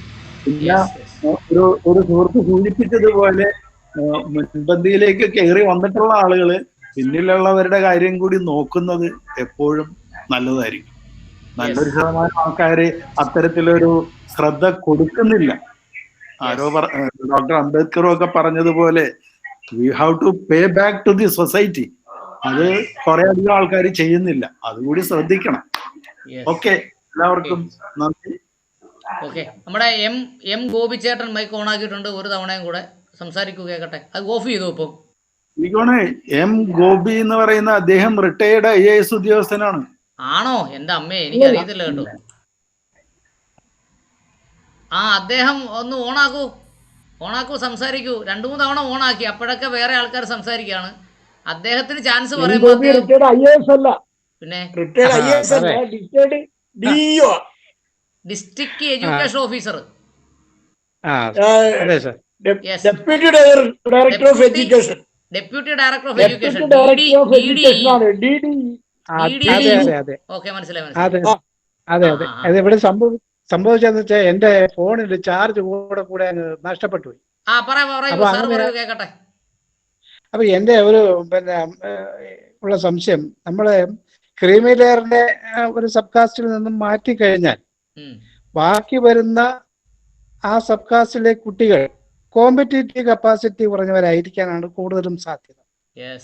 അങ്ങനെ വരുമ്പോൾ ആ സബ് കാസ്റ്റിനുള്ള വിഹിതം മറ്റാർക്കാണ് കിട്ടുക? അത് ജനറൽ കാറ്റഗറിക്ക് കൊടുക്കും. അവർ 2 തവണ നോട്ടിഫിക്കേഷൻ കൊടുക്കും, 3 തവണ നോട്ടിഫിക്കേഷൻ കൊടുക്കും, 4-ാം തവണ അവർ ജനറൽ കാറ്റഗറി തട്ടും. ഇപ്പോഴങ്ങനല്ലേ ചെയ്യുന്നത് SC-യിൽ. എത്ര പ്രാവശ്യം കൊടുത്താലും അതേ. ഇനി പണ്ട് നിലനിന്ന ഒരു സംവിധാനം ഉണ്ടല്ലോ, അങ്ങനെ അതിനകത്ത് ക്വാളിറ്റി ഉള്ള ആൾക്കാരില്ലാതെ വന്നാൽ അത് പിന്നെ ജനറൽ പൂളിലേക്ക് പോകുന്ന സംവിധാനം അങ്ങനെ പറ്റും. അതാണ്, ജനറൽ പൂളിലേക്ക് പോകും. അപ്പൊ നമുക്ക് കിട്ടത്തില്ലല്ലോ. അതുകൊണ്ട് തന്നെ ഈ സംവിധാനം നമുക്ക് പൊതുവില് നമ്മളെ സമൂഹത്തിനെ നശിപ്പിക്കുന്ന ഒന്നാണ് എന്ന് വളരെ വ്യക്തമായി നമുക്കെല്ലാവർക്കും ബോധ്യമായ ഒരു കാര്യമാണ്. ഇതിനെന്ത് ചെയ്യാൻ കഴിയുമെന്നതിനെ കുറിച്ച് നമ്മൾ ഗാഢമായി ആലോചിക്കേണ്ടതുണ്ട്. ഓക്കെ. ഇനി മണിയപ്പൻ. ഹലോ. സാറേ ഇപ്പൊ നേരത്തെ ഞാൻ പ്രൊമോഷൻ റിസർവേഷന്റെ കാര്യം ഞാൻ പറഞ്ഞായിരുന്നു. ഞാൻ ശ്രദ്ധിച്ചില്ല, അതുകൊണ്ടാ. ഒന്നത്. രണ്ടാമത്തത് സാറ് പറഞ്ഞ എല്ലാ കാര്യങ്ങളും നമ്മള് ആളുടെ കോൺഫെഡറേഷന്റെ ദേശീയ നേതൃത്വം എല്ലാ വർഷവും ലക്ഷക്കണക്കിന് പ്രൊസീജിയർ ഇപ്പൊ പറയണ്ടെന്ന് പറഞ്ഞില്ലേ, നമുക്ക് അതങ്ങ് ചെയ്താൽ പോരെ. പല സംഘടനക്കാരിരിക്കുന്ന സ്ഥലമല്ലേ ഇത്, റെക്കോർഡ് ചെയ്ത് വെച്ചേക്കുന്നതാ. നമ്മൾ എന്ത് ചെയ്യണമെന്ന് ഇപ്പൊ പറയണ്ട. അല്ല, ഈ പറയുന്ന ആവശ്യങ്ങൾ യൂട്യൂബ് ഇടുന്ന നാട്ടുകാർ മൊത്തം കേൾക്കും, നമ്മൾ ഇങ്ങനെ ചെയ്യാൻ പോകുന്നു അങ്ങനെ ചെയ്യാൻ പോകുന്നു.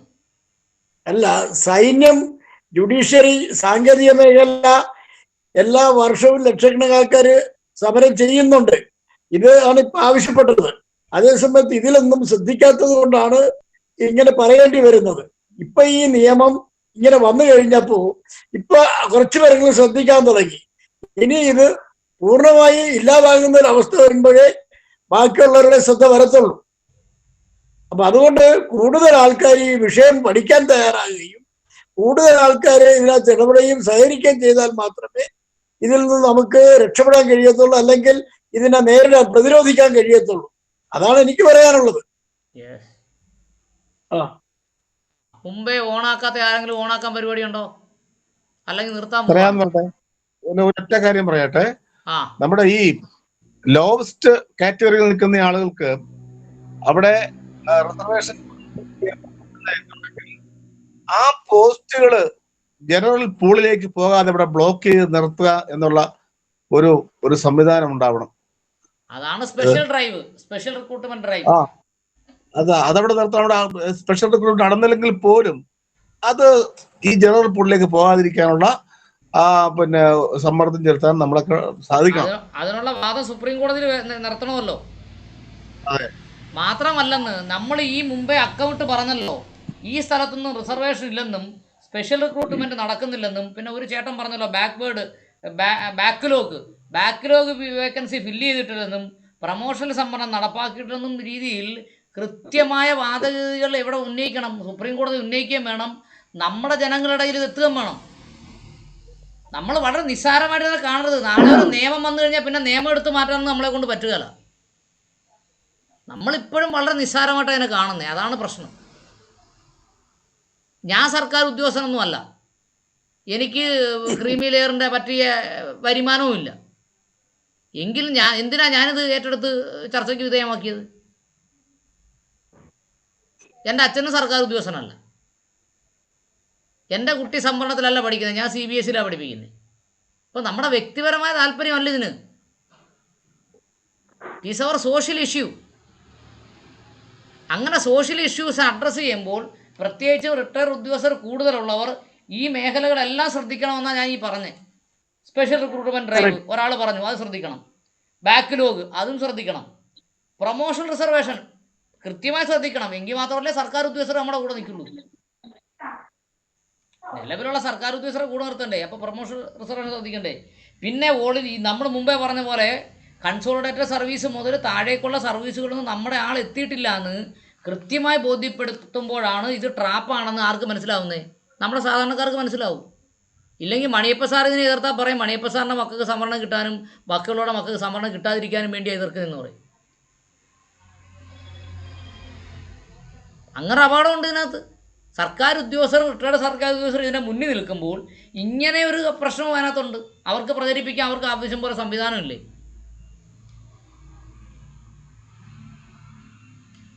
ഈ മുമ്പേ ഓണാക്കാത്തവർ ഓണാക്കുന്നില്ലെങ്കിൽ നിർത്തിക്കളയാം. 4 പേര് 5 പേര് ഇപ്പോഴും ഉണ്ട്. പയസ്, സുനിൽ, ഭീം, നമ്മുടെ സന്ദീപ് ഏട്ടൻ, പിന്നെ സുകുമാര സാറ്. അവർ ഓണാക്കുന്നില്ലെങ്കിൽ ഹലോ പറഞ്ഞോ സുകുമാര സാർ. ഹലോ സുകുമാരൻ, ഞാൻ ഇത് ഓൺ ചെയ്തിരുന്നെങ്കിലും ഞാൻ മറ്റേ കാര്യങ്ങളിൽ എൻഗേജ്ഡ് ആയതുകൊണ്ട് ഞാൻ ഡിസ്കഷനിലൊന്നും പങ്കെടുക്കാൻ പറ്റിയില്ല, ഞാൻ കേട്ടുമില്ല. അപ്പൊ I don't have anything to add. Okay, ശരി. Okay, thank you. ഓക്കെ, സുനിൽകുമാറെ സംസാരിക്കുന്നോ? മൈക്ക് ഓണാക്ക്, ഇല്ലെങ്കിൽ നിർത്താം. കാരണം എത്രയായി? 10 മണിയാവുന്നു.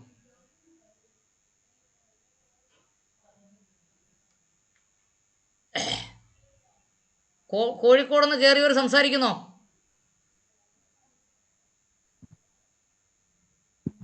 കോഴിക്കോട് നിന്ന് എൻ്റെ ഇമെയിലിനകത്ത് ഒരാൾ കയറിയിട്ടുണ്ടല്ലോ. സംസാരിക്കാൻ പരിപാടിയെല്ലാം ഉണ്ടോ? ഇല്ല. സന്ദീപ് സംസാരിക്കുന്നോ? അനങ്ങുന്നില്ലല്ലോ. പൈസ സംസാരിക്കുന്നോ? ഞാൻ എത്ര തവണ ചോദിച്ച് സംസാരിക്കുന്നു. നിർത്തട്ടോ എങ്കിൽ. ഓക്കെ. നാളെ 8 മണിക്ക് അല്ലേ? 8 o'clock. Okay, good night. Okay.